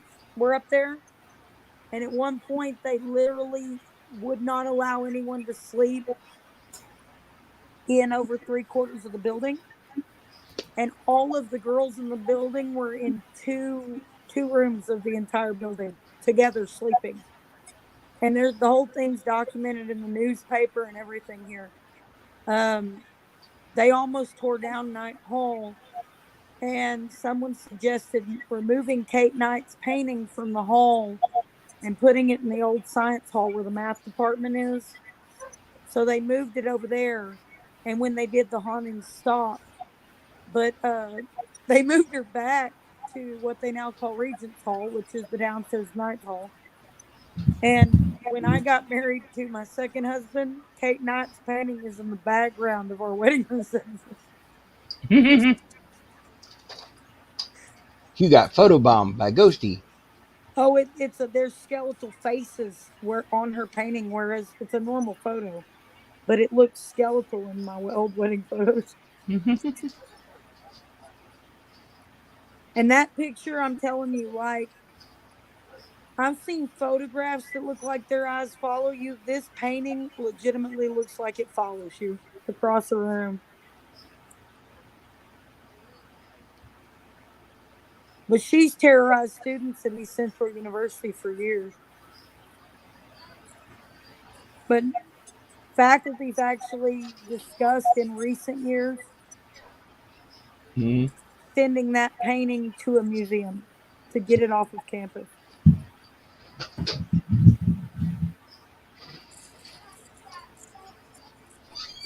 And the thing is, she didn't die like horrifically or anything. Like, nobody really knows why she's haunting anyone. Sound It's, me like it may have had something more to do with her daddy than her. and I've wondered that over the years because she terrorized the shit out of students to a point where there were only two rooms in all of Night Hall. They would have like 30 girls in one room, like whole floor slumber party to get them to sleep for classes because mass hysteria went through after like 50 people reported it. She scared him out of the area that's named after her dad. Therefore, Oh, they were she's still trying. in that building. They were just in a different spot of the Yeah. building. But she doesn't appear when there's multiples. She Hmm. gets them when they're by themselves. Yeah. She's protecting people with that. Protecting them by scaring the hell out of them and making them Yeah, leave that I think area. so too because I was in there. So the night we did the wedding reception, the night before we went in and set up tables and set everything up. Everybody, I had to wait on the ECU guys to bring us our tablecloths for the tables. Because when you rent the Regents room in Night Hall, Hmm. ECU will provide the tables, the tablecloths, the chairs, anything you need. The cake cutting stuff, the pedestals to put it on, they do all of it. So I had to wait on them to deliver stuff, and everybody else had to go get ready to go to to the reception dinner, right? The rehearsal dinner or whatever they call it. Hmm. So I said, I'll, let me wait around because I signed off on all of it because I was a student there. I said, after they deliver it, I'll come back. Well, my mom and them kept asking me, you sure you want to be here by yourself? And I said, I think me and Kate will be just fine. You go on. Because they were all scared to death that fucking picture. Y'all go on, everything will be fine. And I'm going to tell you, I have been in some scary ass places in my life, and I'm not scared of a whole lot of things. But after about 45 minutes in that room with that picture, I started to feel something fucking akin to mortal fear and dread. Like I was gonna die at any minute. Here you go. I got it off. And it just stayed with me You're until they welcome. showed up. And maintenance put the tables in the lobby and fucking left. The tables, they just loaded it, threw it all in there, and were like, deuces, I'm out. And one of the guys said, here's the keys to the fucking building.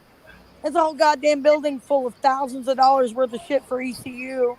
And they just gave me the fucking keys. You'll need them in the morning anyway. Bye. Hey, yeah, good luck. Hopefully, Yeah, we'll see they you in the wouldn't go in morning. there. Hey, hopefully, we'll see you in the morning. It's one of I'm those, out. Yeah. and not have to take you out with a squeegee. Thank you very much. Oh, yeah, they just dipped. And I actually called mom and I'm like, they just dipped. And she's like, they are scared to death of that building. She said, just lock it up. We'll all come back later and set everything up. And that's what we did. But I was gonna set it all up. Mom and them were like, "No, let's just come to the rehearsal dinner. Let's do this." Mhm. So it was, yeah, it was not comfortable for anyone. Yeah, we have a local museum here that I'm not allowed in because the original resident of that house does not want me in her house. It's one of she will under no circumstances can I stay in that house for more than a couple minutes.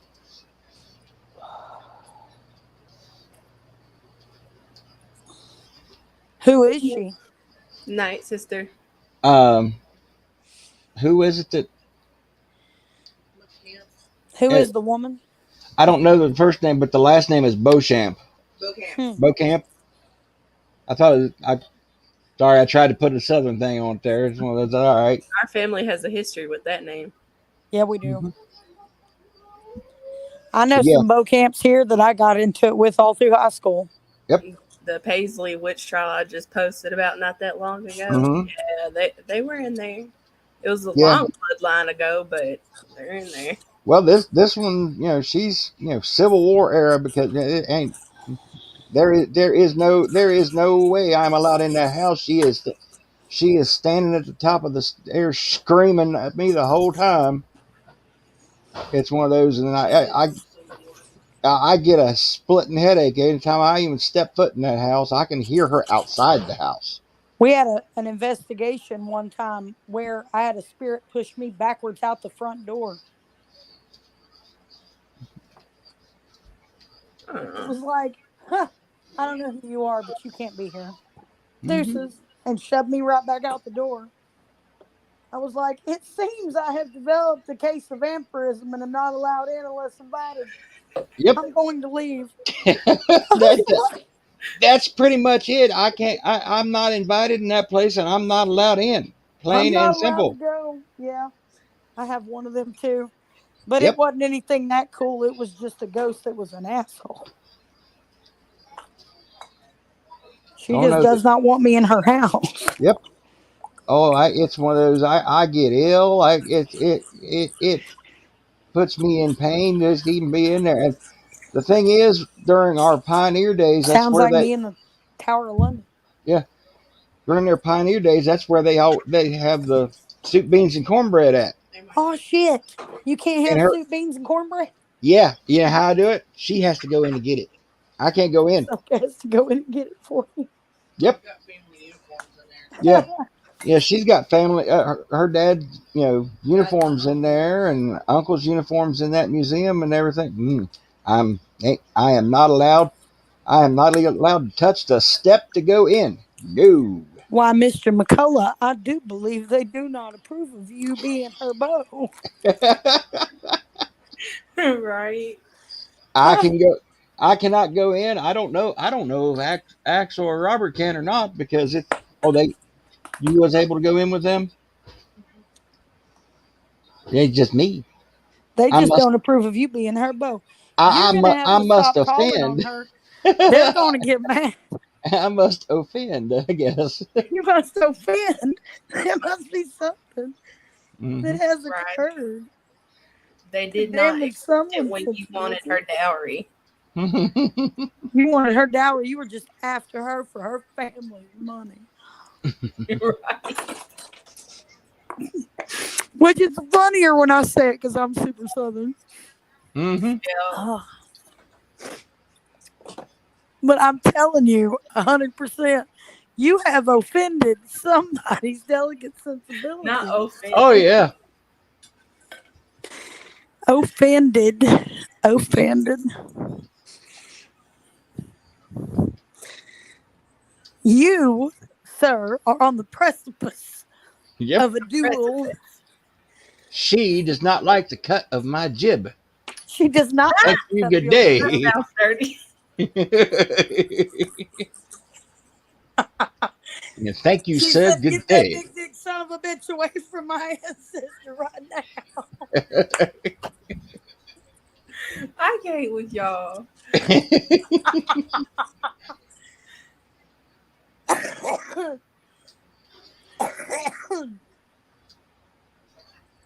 It was like when that voodoo told me when we were at Magnolia Lane Plantation that I needed to exit the property. Oh, I can't go to that place neither. She Yep. said, "You have got to go." I said, "Oh," she said, she will kill you if you Yeah, I stay here." I went out there with a tour, and it's one of the, and literally the lady said everybody else can come in but you. Like, Mm-hmm. why me? I just got here. She said, trust me, it is a compliment that you are not allowed in. Yeah, You I'm stay not out allowed here. in either. There was this house that we moved into. It was on an old country road, like close to like the country. And we moved in there. This was before it was tore There's down. degrees of country Yeah, like there's a Oh deeper yeah. country. in the Definitely a deeper sticks. country in Kentucky. In the sticks. Yeah. You got country and then you got contretto. It's one of those, okay? So it's one of those. Yep. Nobody can hear you And then there's speaking just country. holler. Yeah. Mm-hmm. So this part was just like right there at that intersection. And we moved in there. I found old nurse anatomy books. I found letters from him and his mama that were kind of like back and forth. I found his letters, and like this guy was like U.S. Navy. Like there was model airplanes from when he was little. There was like model airplanes that were like wooden, that were being put together but not finished. And there was a picture of him, but no pictures of her. But all of her anatomy books from where she was a nurse at the actual women's college I was mentioning earlier. And it was about 1945 was where I found the picture. It was a letter from 1945, and there was a particular donkey toy. I'm pretty sure that we were not meant to be in that house because the first time I felt the walls, I instantly knew. I'm like, this house is gonna be torn down. I need Dude, to. I've been in a house that I've put my hands on the walls and I felt it breathe. Yes, that was the exact case, and I was like, I know Yeah. this house is gonna be torn down. Like the This is shed gonna in be the a bad back was marriage. like full of historical shit, and I'm like, what are you gonna do with all this stuff? That day that I found that donkey, I brought it. No, it was somebody else that brought it in the house. See, I can't remember that much of it. Somebody else brought it in the house, and they told me I started crying when I seen it.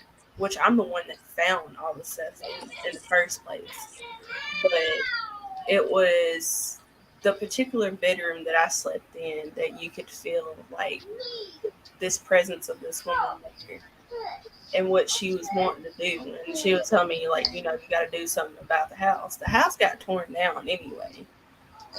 But I did look up the actual records for her son, and they actually kept all that stuff and mailed it to him.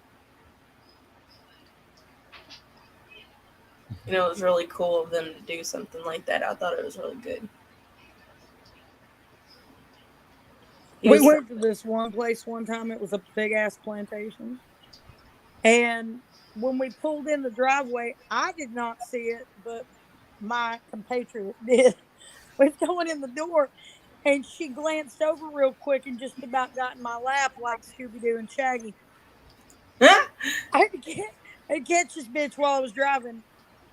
because when she looked over, she said there was a black man, looked like somebody's butler, was right in the window, like right in the damn window, looking in the glass, and she I love panicked. it. And I said, I doubt he wants to harm you, sugar. Like, it's me. I'm white, you're not. Probably sure you're okay.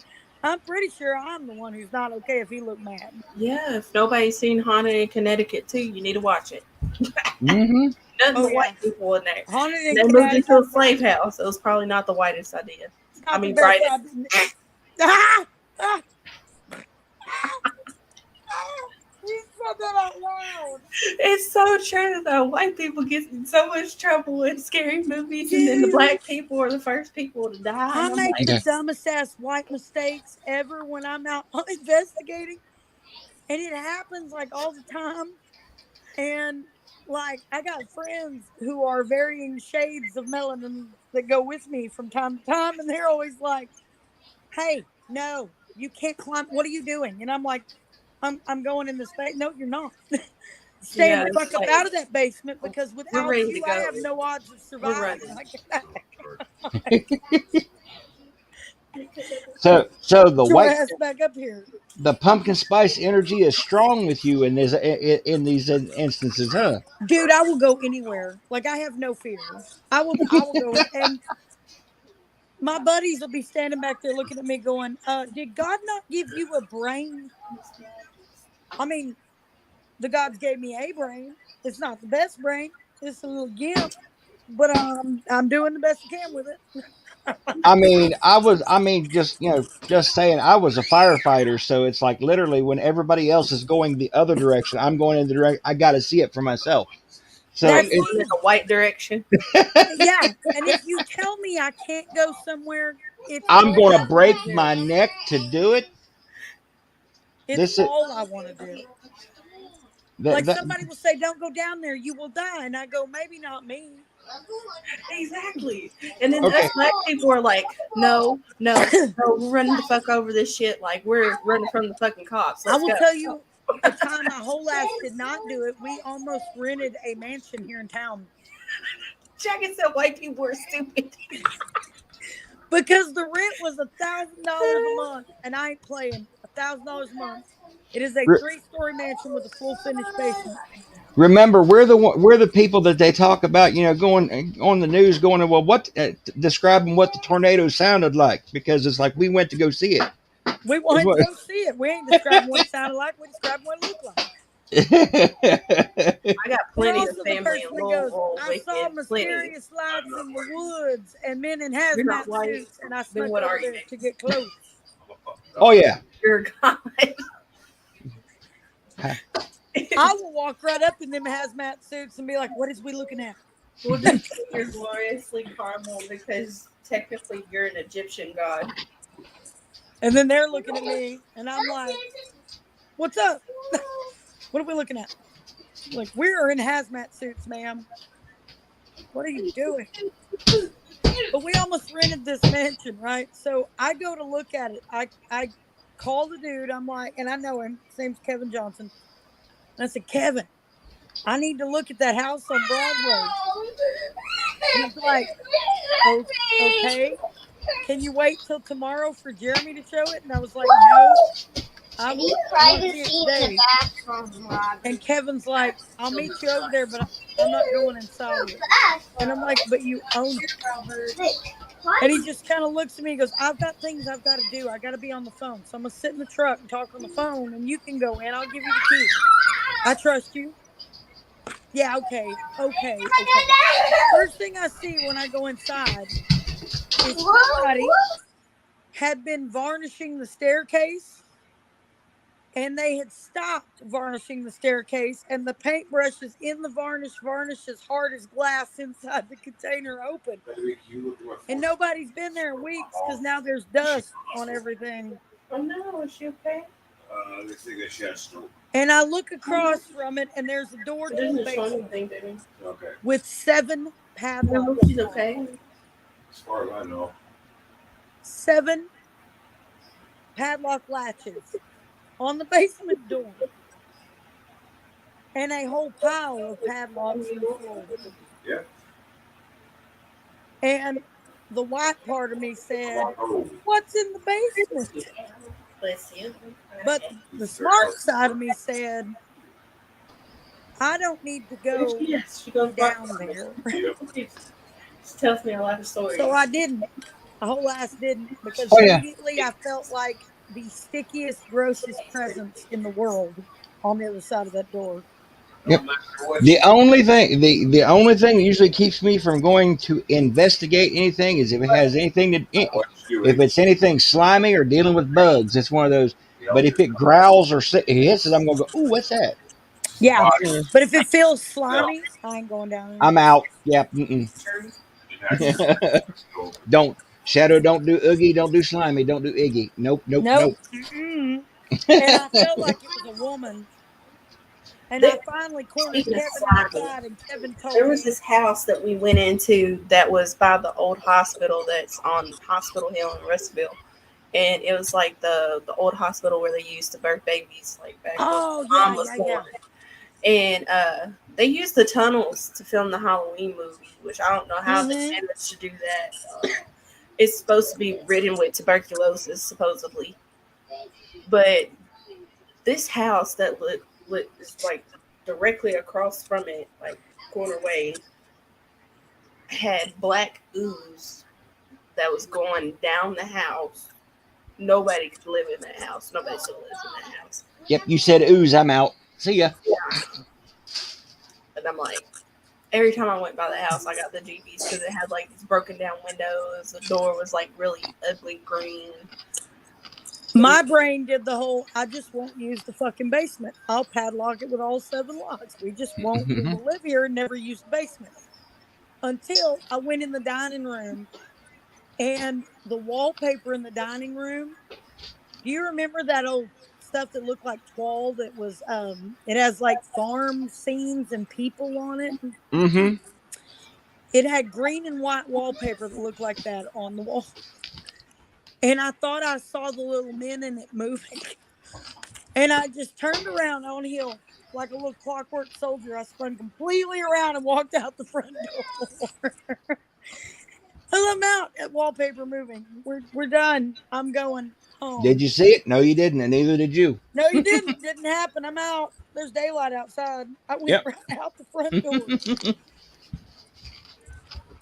I said, "House looks great, Kevin. I don't think I can afford the utilities." And I got in my car and drove off. Mm-mm. Not on my pagan Minecraft server. I got a third mark on my forehead. I don't know where that came from. I think I got popped by grease today. Oh, I'm very curious, Leonie. I'm telling you right now, I am incredibly curious person. And one day something is gonna fucking eat me, because you can ask Brim, I take pictures in places I should not be. Yeah, she does. Yeah, she does. Well, I will go down in mine shafts. we were on VC together when somebody downloaded a new passenger. If you I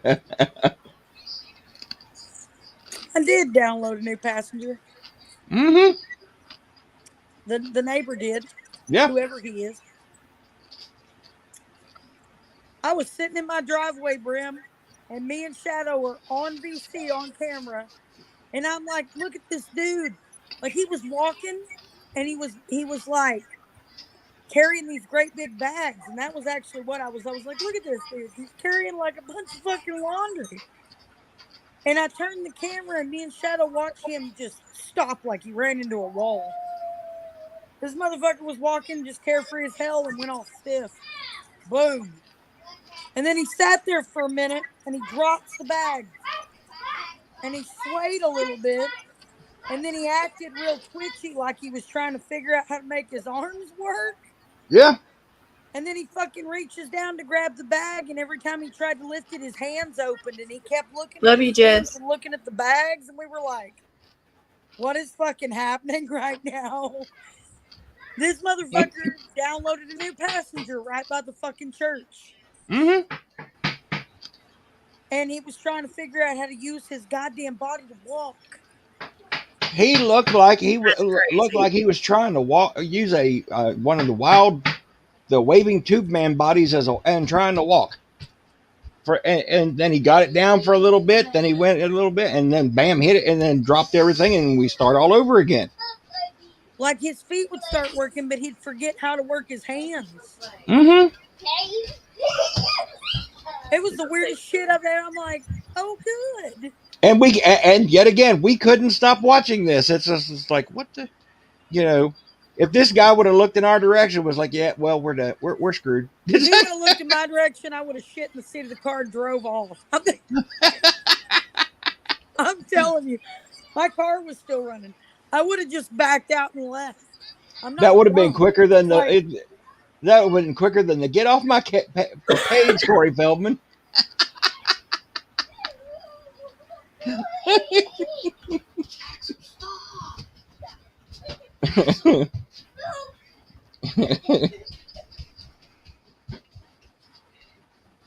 Did you get kicked? it yeeted me. But no, I'm telling you right now, all I could think of. Do you remember that movie where they were like time? That's all I Uh-huh. could think of. I was like, okay, no, no, no, no. You better keep your fucking hands to yourself, dude. I will fight you. I forgot what the name of that movie was. I know Fallen. it had, Fallen. yeah, Fallen. Denzel Washington. And That I ain't movie, playing. oh It my looked just gosh. like that, like something took his fucking body over. Bam, because it looked. I mean, he was like walking real loose, and he just goes, boom, like he slammed into something invisible. His whole body went completely stiff. I was like, the fuck just happened? We were just talking about how big the bags were he was fucking carrying. Being like, that I'm just shit gonna just stare happened. at that monster that's on your screen right now because it's just. I love my monster. He's like, what? He looks like somebody just showed him their pecker. Now, the funny thing about that movie, Fallen, is me and some friends of mine, after that movie came out, decided to play a little experiment in the mall in Charleston, West Virginia. Oh god. We all came in different entrances of the mall.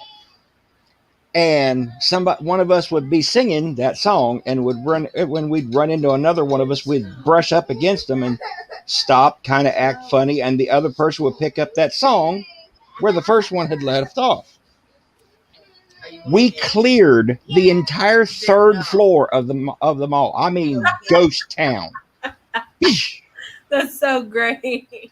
Now we went all met up back in the parking garage. We're standing there laughing our asses about, and here comes one of the freaking mall cops, and goes, "So you must be the guys that I had got caught multiple calls about." Why, we didn't do anything. He said the laughter when I came up says otherwise. He says, now what exactly did you do? And we told him. He went, that's all y'all did? Yep. He goes, I didn't think that many people seen that movie yet. He said, can I call my supervisor and have him come out here and you tell him that story? Because he is flipping shit in the office. Y'all thinking y'all have done some kind of threat or something like that, trying to figure out what's going on. I was like, yeah, go ahead. He come out there and we retold the story again, and he goes, y'all was bored, weren't you? Yeah.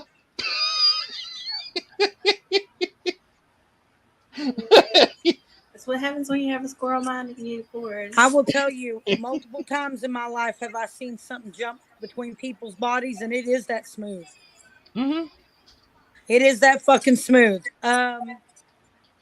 But it depends on what it is. Like some things get in a meat suit, and like if they haven't been in one in a long time, they don't know how to use it. But when they jump body to body, they know how to use it, and it happens really fucking smooth. And there's no indication, no song, no nothing. Nothing. Like you got to be like me and see it, like see their fucking aura and their fucking everything changes. Like it's like somebody shut the lights off. They don't really have like an aura. They don't have like it just boom, everything just shuts off. And so like you remember that game that you would play as a kid that had the buttons and the lights and you click the lights to light them up or shut them down Yep. to make all the lights go away. It's like that. Like you literally watch them boom, boom, boom, boom, boom, shutting people off as they cross the room. Mm-hmm. And you're like, huh, I need to get out of here Uh-huh. for right now because I might be the ideal one it stays with. I'm gonna go. Why you saying he was trapped? Not today, boo bro. No, no. In the elevator. Not today. Yep. I don't care. But don't And feel bad because when it comes to terrorizing malls, I've got that down to an art. So we should do that together sometime. We were in Oklahoma City Mall and my son Levi was little bitty. He was like 5 or 6. He was Lala's age. And my sister is such, you just have to know my sister, y'all. She's a bitch. And she is stuck up sometimes. And you have to remind her of who she is for a little bit before she relaxes and acts like a normal person. But for the most part, she tries to be somebody she is not. And she said, we were going by one of those wind tunnels that you find in the mall where you put $5 in, it closes and shows you what it's like to be in a tornado, right? yeah. So my sister been being a bitch all day. And Levi said, I want to go in that. And I said, okay. And she said, you're going to let him go in that by himself? I said, well, Toby, it ain't going to kill him. Well, it could take his breath away. I said, what the fuck are you going to do about that? But I'm relatively certain it's safe. I've seen like 3 kids fit themselves in that today. So she kept bitching, bitching, bitching. I'm going to go get some change and I guess I'll just get in there with him. I was like, okay. She went in that store to get some change and I stepped in there and busted ass in that tube. And I mean, with every damn thing I had. And then I stepped out and closed that door and sat down on the edge of this little flower planter thing in the middle of the mall. And me and my brother are sitting there, and Toby comes out, puts $5 in, grabs Levi, pulls him in, shuts the door, and you heard that vacuum shut. And immediately both of them were angry. Toby and Levi. He's standing in front of her. She's standing there. And you immediately watch them go from smiling to pissed the fuck off. With wind. They sat in my fart for 3 minutes at 85 miles an hour, and I regretted nothing. Oh yeah, there's no doubt we're related. Oh, that sounds like something I'd do. Oh, both of them were just like the most angry faces, and their hair's whipping around, and both of them just didn't even move. They didn't enjoy the whole ass thing. Like 5 fucking minutes of just 85 mile an hour, my fucking taco fart from lunch. Like, hell no, they were done. Me and my brother were out there about to piss ourselves. And what's even funnier is I'll do something like that, and they'll think, "Hey, we'll go ahead and get revenge," and it doesn't work. Well, why didn't it work? I mean, I stunk the place up. I was like, "You seem to forget I was born without a sense of smell." That people tend to forget that I can shut mine off. I'm not gonna comment on none of that. Ever since I had babies, like I cannot smell something shit. Okay, like I just don't. If I have to change a baby, I obviously can't be gagged by the smell of its poop, right? So I just shut it down. Have a good night, Mary. There's some days that I can do that, but I'm telling you, there's sometimes that it's just Brian's shoes. Brian's shoes is when I can't do that. Brian's fucking feet. See, is it there clear? are things there are things that it's when I may not have a sense of smell, but there are things that I can look at it and I go, "Oh yeah, I know that stinks. I ain't messing. Nope, nope, nope." But then I almost killed Brian one night. That might be a better story for him to tell. So I went on the keto diet, but it wasn't a keto diet, really. It was a carnivore diet. And every day I was eating between 5 and 6 pounds of beef, about a half a dozen boiled eggs, 2 pounds of cheese, and bacon. Just a fucking like pound of bacon a day. And then I found out I could eat pickles because if I eat dill pickles, they don't have sugar or anything, and they're almost no carbs, no nothing. So I would eat the pickles. I got in bed about 3 days into this and laid down next to Brian, and I just let out like the smallest silent fart. I mean, just the smallest. Okay, it was not even bad. And he goes, "Did you fart?" And I said, "Yeah." And he goes, "Oh God." And I said, "Oh my God, do not be dramatic. It was not that bad." And he starts like really, and I mean, I thought he was gonna fucking die. And this man evacuates the bed, and he is like, "No more. You cannot eat this goddamn food. Come anymore. I don't give a fuck if you weigh 400 pounds. You are coming off that diet today." Like he was giving me the what for. You had before, or is it a different? He was fucking done with me, man. Like fucking done with me. Happy. And he said, "I almost died." I said, "I thought you were being dramatic." I mean, no. Oh, he was pissed at me. Watch, watch. Hey, Brian, can I go on that diet again? Nope. I He says, I, "Fuck you." That's what he I said. heard that. I heard that clear over here. Yeah. Right? Yeah. He said, "You can go on that diet if you live outside, like the farm I hate the animal keto I am." diet. My keto diet's for it'll kill people. I had to go on the carnivore Like diet I because went I on had it, a. and So like with me being as heavy as I am, and I went on it. Like so the they keto don't diet test is you great whenever you and all. first start it, and it just drops your sugar. It drops everything. So you Makes want you to know why everybody's on it though? Let me enlighten you. It's the Atkins diet revamped. it's the It's Keto what? is, but it the literally sends your carnivore body into diet, ketosis. You lose all the weight, and then guess what? The minute you stop, you gain it all back. I've never Exactly. gained mine back. I I'm down And sometimes you double your 175 weight. pounds from 2 years ago. Yep. And you can even double your weight or triple it depending on But your body type.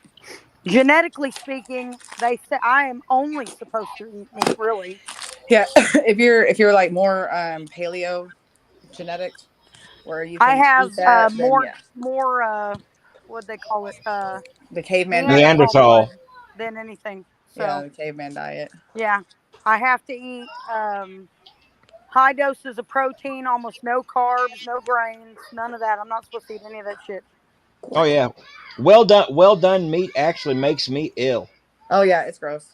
I will be like, you don't if I you have if you to eat eat well it done red meat, you don't rarely like red meat. where my meat is moving. Yeah. Yeah, yeah, mine is still. When I say, "How you want your steak?" Still breathing. I'll Yeah. let you knock the horns off, wipe his ass, and let it move on my plate a little bit, okay? But I want it warm. Yes. You Yeah. scare it with the skillet for a little bit. There you go. Yeah. I just want you to knock the blue off of it, and then I'll eat it. Yeah, they had me to where But I that keto was diet's drinking soda dangerous. all the time, and Yep, it'll send you they in had me to where ketosis I and was send you having in kidney failure. Mm-hmm. sugar for like I could only have like one cheat day out of the week. I couldn't have no sugar at all. Couldn't have the grains, the wheats, all that stuff. No dairy. No, definitely no yogurt. They had it to where I could eat rice, but in small portions. If you have high doses of Neanderthal blood, you're not supposed to eat potatoes or tomatoes at all. I'm gonna give you a fun fact. Fun fact. Nothing that is a nightshade ever. It hurts your organs. Hold on. Let me put my headset on. So, fun fact of the day. Did you know that dairy doesn't need to be in our diets? You know what At all. it does? At all. It causes osteoporosis. Exactly. Mm-hmm. It doesn't make your bones stronger. It breaks it down. We are not supposed to drink bovine milk. We're actually supposed to drink camel's milk because it is identical to mother's milk. The reason why it cannot be FDA approved is because the minute it is pasteurized, it loses all of its qualities. Well. Yep. It's crazy. Crazy. No, I went to what they call a genetic nutritionist. So like I had certain things I could eat, certain things I cannot ever eat that I'm not They call it the supposed blood to type touch. diet. Huh? The blood type diet is what they call it to us. Yeah.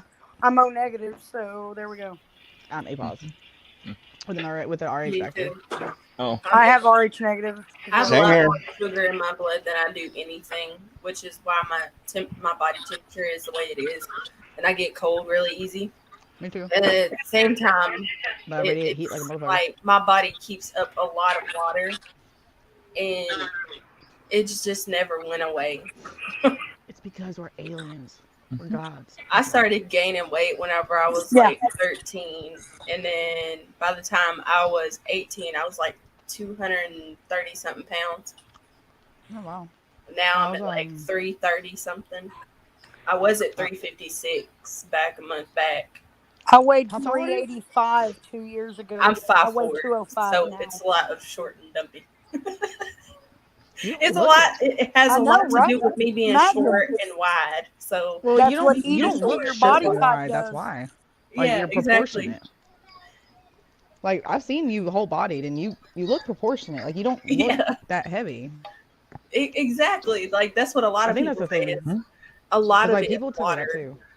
and I Yeah. really don't look Mhm. as heavy as they say. Like it has Well, a it's lot like, to do with my height and the water in my body. well, my heaviest I was 178 at my heaviest. But that was before I got pregnant. And I mean, it was all over. But you can see it in my face because my face is like wider and in my neck.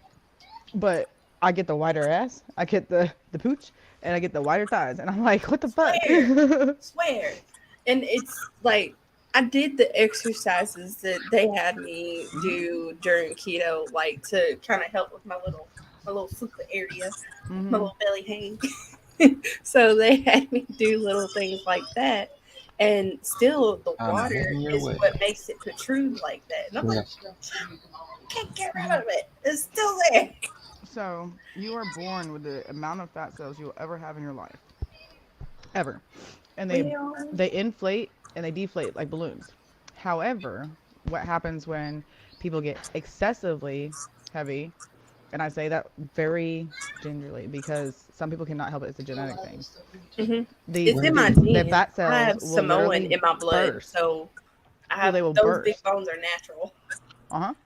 But the fat cells will burst and then they'll start layering. And what they'll do is they'll layer, and that's when you get the fatty organs because then they'll start laying around the organs because they have nutrients from that.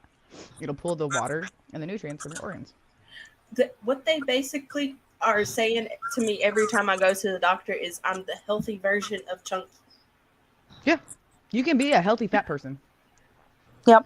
Like I have You really no can be. high cholesterol. I'm just Yep. anemic. I have no high cholesterol. I have no high blood pressure.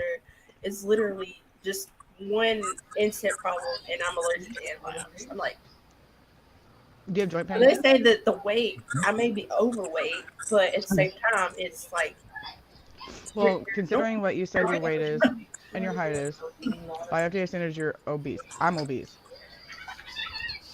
Well, when I was, like, when I was 5 pounds over and, like, fucking, he's like, you're obese. I was like, shut the fuck up, dog. I was yeah, like, what the that fuck are you little telling thing me they that? make you do, like, just can't touch your fingers, then you're overweight. That chart, I want everybody to understand that chart is bullshit. Do you know Oh, who yeah. created that? It is. That There is no such the thing as proportions are being basically underweight, the perfect starving weight, or obese. There's not. honestly. And I've seen people lose weight and they eat like hefty plates of food or even 5 course dinners. And it's not the proportion of the plate, it's what you're eating that goes into your body and how you Mm-hmm. I'll tell everybody too, it's not what you eat sometimes for you. Like for some people, it's not what you eat, it's how much you eat. And then for some people, it's what exactly. you eat. Because It I've just never depends been on an what you take. overeater. Neither do I. Never. but I gained. I was almost 400 pounds 2 years Exactly, ago. Leonie. Well, I refused to be 200 pounds when I had Jaws, so I was Like 199.8 with Simone, when I went into labor. like a lot of us big built women that were like there was a lot of big built women in Egyptian. There's a lot of built people in Samoan, a lot of Samoan, other Haitian, islands too. Tahitian, Alaska have like the really large chunky island. people, even though it's Yep. cold up there. You know why? We need to And stay warm. exactly. We gotta stay warm. We gotta have clothes to stay warm. That's why I keep telling Cody, I'm gonna just get fat again. They Because told I'm gonna me get I fat, and I wouldn't can't. look. They told me I wouldn't You look can't, as fat yeah, as I that's how did if I Lala didn't have is. so She much can't gain fucking weight. muscle under all of it. Well, mind you, I didn't start losing weight Mine is. I mean, until like without 5 years this, ago. that's how big my arm is. Without all that, Well, that's just, I've been like this since high school. I have big biceps. And my aunties tell me I have thighs like Trigger. You can ask Bree. My back is covered in muscle. Oh, have y'all seen my back? Yeah. I mean, you have, but Well, me and you were built the same way, pretty much. well, yeah, but like, I don't know if you can tell because I have a shirt on now, like this type of shirt on, or if you can. Can y'all see? yeah, we can see you. So like, Yeah, that's not that's even like me. bodybuilder back. That's not even like flexing though. That's just my back. However, I did do bodybuilding, but my back is permanently like that. But they literally, when they fixed it and put everything back, they cut through all my muscle and twisted me and pushed me back into place like a fucking filleted fish. Ooh. Kid you not. I Did was they like, put a what? rod in your back? I got two of them. They go from my back, from T2 to L1. So was it scoliosis or was it just a back injury? I had adolescent idiopathic scoliosis. Is what they called it. And I found out when I was like 11. I was braced in a prosthetic brace for a year for 22 hours a day. Hated my life because I couldn't breathe, couldn't bend, couldn't sit right. Literally, you could punch me and it would break your hand in my abdomen because it was literally made out of what they make fake arms and legs out of. It was prosthetic material. It was made specifically to fit me. And every so many months or weeks, I had to get the gap between the buckles, or the like a corset essentially, shut. And they thought that by doing this, it would prevent the spine from progressing further, and because when your spine curves, it twists. Right. So it twists your rib cage. My rib cage, by the time I had my son, was sitting almost at a complete 45, and I have a deformed rib on my left side, and I had about a half inch between my lung, my heart, and my rib cage. If I would have taken any large impact on my left side, it would have either killed me or paralyzed me. Yeah. And I had about a You're lucky 56 they degree were angle. able to do that surgery because it's a big risk. It is. However, I was part of the study that now narrowed it from a 9-hour surgery to a 4-hour surgery and less Nice. invasive. I had a gallery of about 30 doctors that looked at me buck naked Jesus Christ to the table, face down. And I had 2 doctors that stand on me and screwed me all day. Because they literally couldn't get the screws into my bones. They wouldn't go in. I was like, what? He's like, yeah, we were screwing you all day long, man. Stand on you, push them in. I was like, what the fuck? But Right. yeah, That's what so- I thought was so unusual about me. Was like I didn't carry that much water before, but whenever I got pregnant with her, I barely had any water. Like I was losing water at 4 months pregnant with her. And I then blew up. I had to drink like 8 to 10 glasses of water a day while I was on bed rest up until I was like 9 months. I was on bed didn't rest have the any whole problems. entire thing. I didn't have any problems. I didn't have eclampsia. No problems. Nothing. He just got stuck and gave up while we were giving birth, and we both lost oxygen. That was it. I did. I I died think whenever he... the only I reason died for like why a split I minute. really had any problems was because of how I guess you could say she was developing, honestly. I mean, I took all my vitamins and everything like I was supposed to, but at the same time, like You me know, being I didn't anemic do and anything either in overweight, mine. you already know it's gonna be some problems. I mean, it's like I didn't do anything in mine. are we And I going to ate the be way I able was to supposed clean to. those birds? Or I did everything I was supposed to do. I worked up until I was in school and working up until 8.5 months, and I didn't stop. I mean, I could still tie my shoes at 9 months, and I had a big ass beach ball for a belly. You know, and I was proud of that. I mean, I didn't care, but we went to when I went to labor. I labored for over 30 hours, and I pushed for 4. We were supposed to stop after 2 and go to emergency C-section because my pelvis, because it was still tilted, his head went and dropped below my pelvic bone, and every time I pushed, he'd pop down and pop back. But my little son was a fucker and decided he wanted to do this as he come out. Ooh. And he wrapped a cord around his neck. Ooh. And he decided that he didn't want to do it anymore. So she goes, if we can't suction him out because you're losing oxygen, and I had passed out and my vitals dropped and hit the ground. And his were fine all of a sudden because his were plummeting. And I looked at her and I said, you need to get him out now. I was like, I don't care, just cut him out. Get him out. He needs to come out. And she's like, just hold on. I was like, no, get him out of me now. I was like, I don't care about me. So last thing I knew, I passed out. And she goes, wake her. I hear her go, wake her up and make her push. And I get like thrown upwards as she's pulling, and she popped his head down finally, and he didn't cry, not nothing. I was scared to death. I was like, smack him, flick him, do whatever you have to do. And she's like, he's okay. I said, no, he's not. She goes, he's a little blue, but he's okay. He's breathing. And they literally wrapped him up.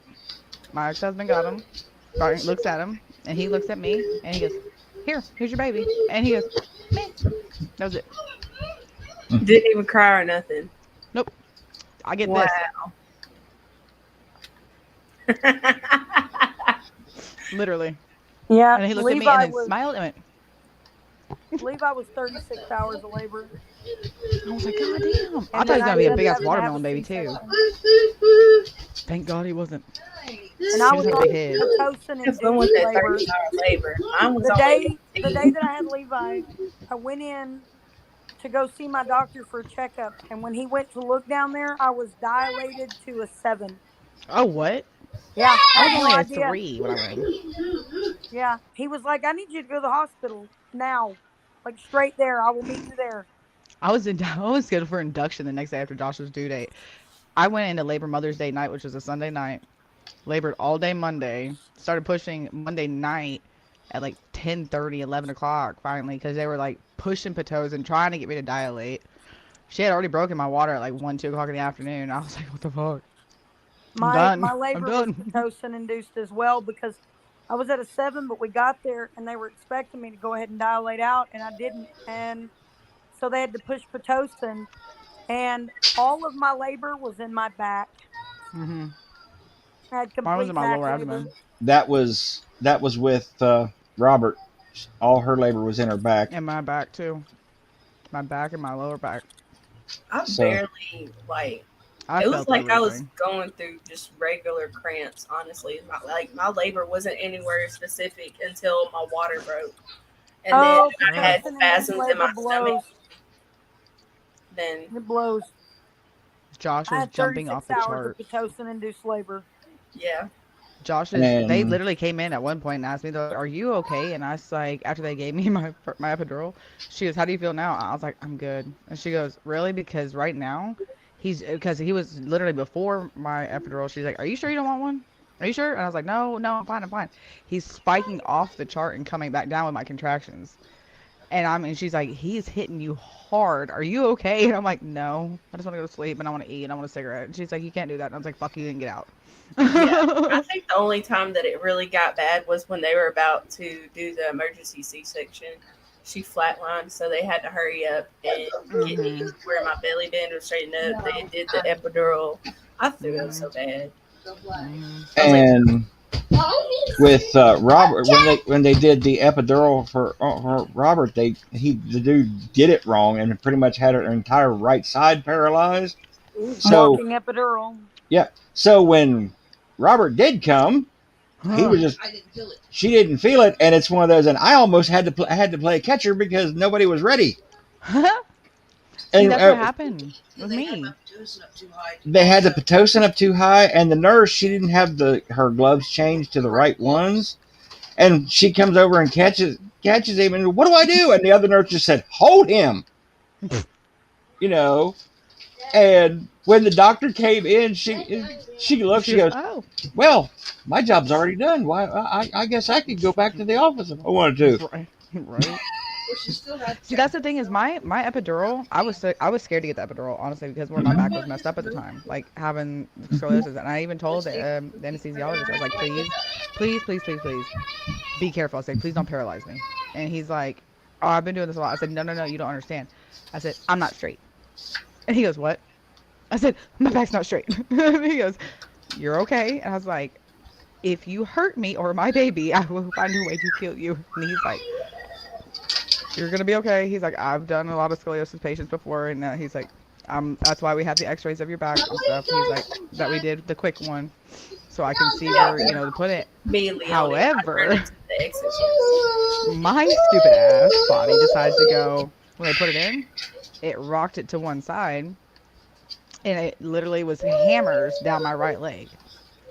So I'm not feeling from my nipples down, and then it's just getting slammed with hammers on the left, like or my left side. So I'm having to roll over, so that it can leak down to the other side. I go to roll back to have my son. Guess what happens? The epidural comes out, and I didn't know. My IV came out. My epidural came out. I felt everything. They gave like, me I an fucking hate you. epidural about halfway through my labor with Levi. And then when they realized I had to have an emergency C-section, they pulled the epidural, took me back there and put a spinal block in. Mm-hmm. And after I had Levi, I couldn't hold him because the combination of the spinal block and the epidural made me jerk. Made my whole fucking head and arms jerk repeatedly. It took about I did the 15 one jerk. minutes I for did it the to whole wear right off. side jerk whenever he did mine. Mm-hmm. I was scared. Oh no, I was like, I jerked and twitched like I was having fucking seizures. I did that for like 15 minutes before I could make it all stop, and it finally quit and it leveled out. And they said it was just a combination of drugs. My body didn't handle it well. That's crazy. My nurse kept asking me when I was in labor in the delivery. She's like, "Okay, mom, you're doing great." She's like, "Is there anything you want in your delivery in your aftercare room whenever you're done?" And I said, "I want a fucking Dr. Pepper and I want a cigarette." She's like, "Well, I can make one of those two things happen." I said, "You do your part, I'll do mine." I kid you the fuck not. That bitch had a fucking Dr. Pepper sitting on my table when I walked in. When I got rolled in there, I looked at my mom. I said, "Give me a cigarette now." She's like, "You can't walk." I said, "Roll me the fuck out." Right. Let me That tell you, was when my me. husband I was looked at ready me to that go night, home and he I was looked at me. unplugging all my IVs. I was packing Oh my yeah. bag. I was was like, "When we going home?" I was walking like, "I had the baby. the day I'm good." after. The Didn't night they say? of, I walked myself to the bathroom right after I had her. And I'm like, Mhm. man, This bitch comes in and looks at I'm me. ready She to go. goes, "We got to push on your belly." You have to do what? And she goes, "We have to push on your uterus and make sure that you're throwing your clots and that you're not." I said, "You're not touching me." And she's like, "I know it hurts." I was like, "No, you don't know. Mind you, now my nurse is pregnant as fuck." This is her third child. And she goes, "Oh, honey, I do. I'm sorry." I I was can like, "Why do only you hate imagine. me?" I I would was like, "Why not do be you hate me able like to this?" be a pregnant nurse while a Oh, pregnant she was woman's having awesome a though. baby because She you was can awesome. feel all of that pain. You can feel everything. But she was awesome though. She was a night shift nurse too. Yeah, they make good doulas. And she was very calm and she was really sweet. She had like your style hair actually. She had a real curly hair. She had a real soft like voice, and she was the sweetest thing ever. She's like, Josh was a hell of a time latching, and he was throwing. I mean, because they waited too long to bring him to me from the nursery because I had been sleeping, and they're like, "We're gonna go ahead and take him to the nursery. You need to sleep," because I was refusing to sleep, and she's like, "You need to sleep," and I was like, oh, "Fine, fuck it, whatever." Well, I got mad because they waited too long to bring him to me. And I said, "If he starts crying, bring him to me before he really gets wailing." And she goes, "Why?" I said, "Just do it." By the time I heard him from the nursery all the way down, I said, "Why is he screaming like this?" She goes, "Oh, look, Mom, he's hungry." And I said, "You are bringing me a wailing baby to latch. Why?" I had to entice my son with formula. I was pissed. With Joey, they wouldn't take him to the nursery because they couldn't remove him from the room with me. When Joey, the minute he was born, he started making this sound. And my doctor was the one who pointed out he would go, oh, oh. And he would do that until he heard my voice, and then he would stop and turn his head toward me and go quiet. He was Elsa. What he was doing was, it was like echolocation, like he was looking for me. And he would sing to me until my voice came back, and then he would stop. Well, when a baby does that, you can't keep them away from their mom. Like, you can't. They won't thrive. That So is he so had to be cute. kept in the room with me all the time. That's how Josh was. Josh wouldn't do it. He would hum. He hummed. He sang. It was the weirdest shit. And my doctor, Brian, was like, they And tell click. us about this stuff, but I've never seen it. He says the first time I've ever seen it. I'd never heard of it because I kept asking him. I said, "Why is he making this sound?" Like because Josh would do it Oh, yeah. like Joey in the back did of it his too, in his throat, throat, clicking. in Yeah. his throat, and all of a sudden I'd hear him go and click, and I was like, "What the fuck is my kid doing?" And he's like, "They're like, we don't know, but he's the best baby in the nursery. Like he's fine, he's sleeping." But the minute she goes, and then they realized the one nurse realized that he was doing it when he was starting to wake up. Yeah. She would hear him start clicking and doing the and like clicking in the back of his throat, and she thought that he was getting mucus or whatever. She went to go try to plunge him. Oh no, oh no, that wasn't happening. They also thought he was deaf He because was my son was too hungry. lazy. Well, no. Oh yeah, he was starving. He was a fucking fat ass. That kid was eating 3 ounces by the time I got home. And like they were like, don't overfeed him more than an ounce. I was like, I'm gonna feed my kid till he's done eating. Okay. Right. I did the same thing. But by the time we got home, he was eating 3 ounces. However, my son, they thought he was deaf, and he almost didn't pass his hearing test before we left the hospital because he didn't want to respond to the sound that they were putting in his ears because he was too busy listening to the sound around him. Yeah, that's how Levi was. They thought Levi was deaf. Levi did not They took him to a cry janitor's closet. or make an audible noise until he was almost 4. Josh would make all kinds of noises all the time. He would make sounds. I mean, I had Josh signing by the time he was like 9 months. And basic stuff. And then he would look at me and go, That's I'm not talking to you. He was like, I'm not talking to you. I was like, I oh, we're not love doing those this. chunky babies. I'm like, you Joey, little alien baby. Joey made that humming sound. That's all he would do. He still You hear does it to self-soothe when he's upset. He still makes that whining noise. Do any of your kids do this Um, to self-soothe no, but I do that. She does at the that. I base? twirl my hair. At the base? Yeah. That's But her thing. to Joey, to self-soothe, he walks around and he Yeah. makes that whining, weird droning noise, and he just does it walking around. He Yeah. stems with his hands. He shakes both hands back and forth like he's drying them, Yeah. hair drying them. Yeah, Axel will pick up stuff and sit here and do this, and it's more and the Yeah, more Joey agitated does he that gets. right there with both hands at the same time when Yep. he gets excited. Lala does that with her toys. Josh would do this. He'd make this. He'd do this with his hands, and Yeah. he'd make the click noise. Whenever But And Joey, this was he her thing. sang. And he would do it. He would sing almost nonstop until he heard my voice, and then he went quiet. I did not hear either of my children cry, and this is no shit. Did not hear them cry once until they were over 4 years old. Yeah, I mean, Yeah, Josh, he Lala would was the cry, same way. She never cried. but he She never slept all cried. the time. Levi grunted. Like if he was hungry, you'd hear him in the crib, and he'd go, Lala He was wanted something to 3 eat. whenever she got to her screaming stage. The way that she would communicate, she would scream and holler at the top of her lungs. Ah! About the littlest thing. I'm like, what is wrong with you? She's just pointing at the Levi peanut butter was- sandwich I'm already making. Yeah. I'm like, why are you screaming though? Levi Right. was so totally silent, they tested him for being deaf several times. But when he Josh? spoke, his first words, Levi's, "Can I have a drink of water, please?" Full sentence. That was the first time he spoke. Levi did not experiment with sound. He did not experiment with words. He did not speak until he was sure he could speak a whole sentence. Joey said single words. That explains a lot. Joey would say water, mom. Mama was immediate. Mom, mom, mom, mom, mom, mom, mom, mom, mom, mom, mom, mom, mom.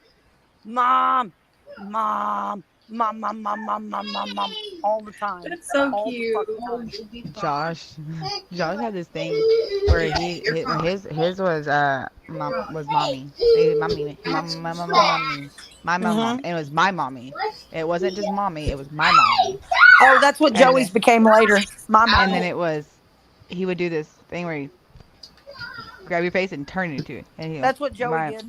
and it was he had to touch your face. It was always mommy and it was your face. Yeah, Or Joey he'd would sit hold there my and put his face and he hands. would rub his forehead on my face Yep. and We he called would it say, snugs. "My mama, He my said mama." Josh would do that. He'd grab it. He'd put his nose up to mine. He said, "My mommy," and I Mhm. felt. So I said, "Give me snugs," and he'd give me snugs, and he Eskimo kisses, and he'd give me his nose, and he just little rub it. But when he was asleep, he had to be in the pocket with his hand in my hair, or across my chest, and he had his other hand in my hair or his hair. He would lay like this and do the top of his head. Joey sniffed everything. I don't know if Josh did this, but Joey No, Josh sniffed put everything everything. to his face. Joey sniffed everything. So you would be sitting on the couch and he would run by in the background and you would get a drive-by sniff. Mm-hmm. You jump and look No, back and he's gone. nope. Shit. You get touched or to his face. He had to put his face to everything. Mm-hmm.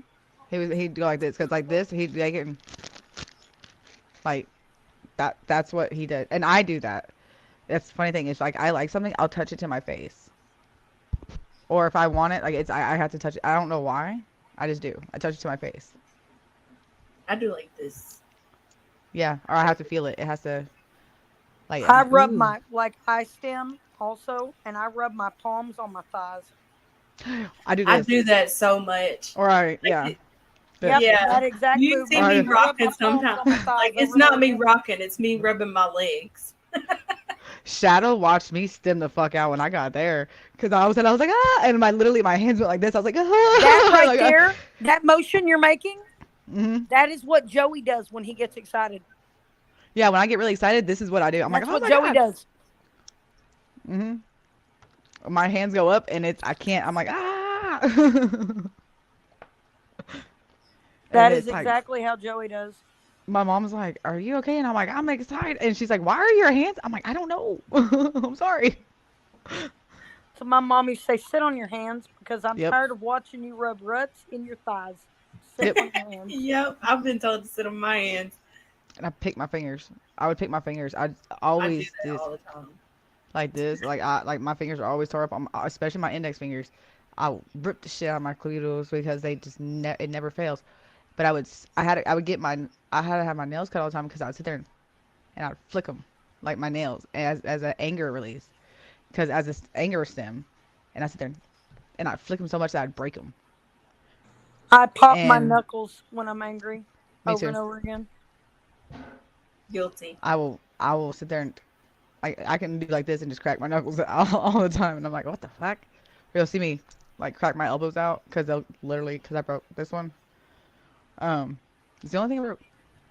But it'll get so tight that I'm like, I'll feel so bound up that I'll go and I'll literally pop out both my arms. You'll hear crack, crack, crack. And it's both my elbows and my shoulders. I also rub my knuckles down my jawline. Yeah, I've done Yeah. that. I used to just like the guys in my family. They do the beer thing. They'll Yep. take it and twist it and like that is, yep. Yeah, guilty shadow. Cody does too. But my grandpa and my uncle are bad about it. When I get really mad or agitated, I rub my palms on my eyebrows. He does that. I'll Oh do it yeah, with my that right when I do, hand. I'll I'll sit there rub and I'll my like, palm down my eyebrows when I get pissed off. yeah, I'll sit there and I'll be like, or I'll start, or really, honestly, I'll sit there and I'll take a piece of hair, and I'll start feeling it between my fingers, and then it gets to my eyebrows, and I feel my eyebrows, and then I'm just at my chin right here. I just rub my palm across my eyebrow over and over and over again. Not you. I have bruised my No, fucking eyebrow areas before doing that. Mm-mm. blacked my own eyes, rubbing so hard. Well, see, then I developed a really bad habit of I would literally take my hand if I got mad enough and I couldn't express what I wanted. That as I was speaking, I was wailing into my cheek, and I would give myself black eyes. I would take my hand and I would punch right here on both sides of my cheek, and I would bah, and I literally punched myself because I couldn't fucking speak. When I It would get drive me really, nuts. really pissed off or really, really stressed and agitated, I stutter Me too. bad. Oh yeah, yeah. I fucking stutter like a mug Hmm. when I'm mad as hell. I do a weird thing that, in Huh? addition to the stutter, where it's not a true stutter. It's like It's a I'll get stammer. one word out or part of a word and I'll keep repeating it until the whole word Yes. and then the next word and I keep repeating until I get the whole fucking sentence out. And Yep. That's I do essentially it what it over is. and over and over again until the whole fucking thing comes out. Like you get stuck on it. Like Yep. you can't get it out. You can't get it out all the way, and you have to keep repeating it until you get it out all the way, and And then the you can finish harder the I sentence. stutter, the fucking madder I get and the worse it gets too. If Yo, I cry, I go silent or I stutter, fucking run. Game over. it's not even a warning like that. My anger is If a I go from call that, I before will the go 0 to storm. that. If it gets to the point where I burst and I don't have to go silent first, then I've been holding it in. Right. Now, my mom did this Like thing. yesterday. And the day before that. You would always see my mom The day though. before that, I'm pretty sure everybody heard me on the live. She would sit there with her cigarette, and you would see her do like this, and then she would round her finger like this. If mom was sitting with her cigarette, rounding that finger, you're fucked. And she would stay monotone the whole goddamn time. And she would look you dead in your motherfucking face, dude. And you're like, oh fuck. Yep, and the foot's just going, and she's just. My uncle, Yeah. I'm if like, he oh was shit. agitated, he had a ring on his right hand. He would sit and click it on the fucking table. And that's when you knew he was about to fucking kill somebody. If he was clacking that ring on that table, Mm. he was trying really hard not to break somebody's neck. So, we do two things in the family: either pop right off out of the chute, and I mean at full bore, or as we let everything build up and build up and build up to where you don't remember half the shit. Like they don't remember half the shit that you're building up about. And then when you let off like a lead cannon, they're like, "What the fuck?" And it's over the dumbest shit. Exactly. Like that Guilty. is me Mhm. through and through. Then there's the problem that the fact that I start talking in more than one language at the same time, but I think I'm still in one. Oh my god, yes. I start thinking in different languages and I can't fucking speak. Right? Same. And I'm like, what? Speak. Word. I know there's a Word. word for it here. I It's one of started those. cussing in Italian. I started cussing in Spanish. Oh my gosh. It Yep. was up and down. And then I started doing it out loud if I'm extremely pissed off. Like the other night, it was at that point.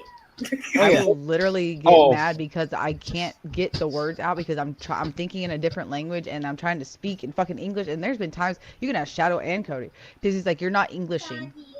Mm-hmm.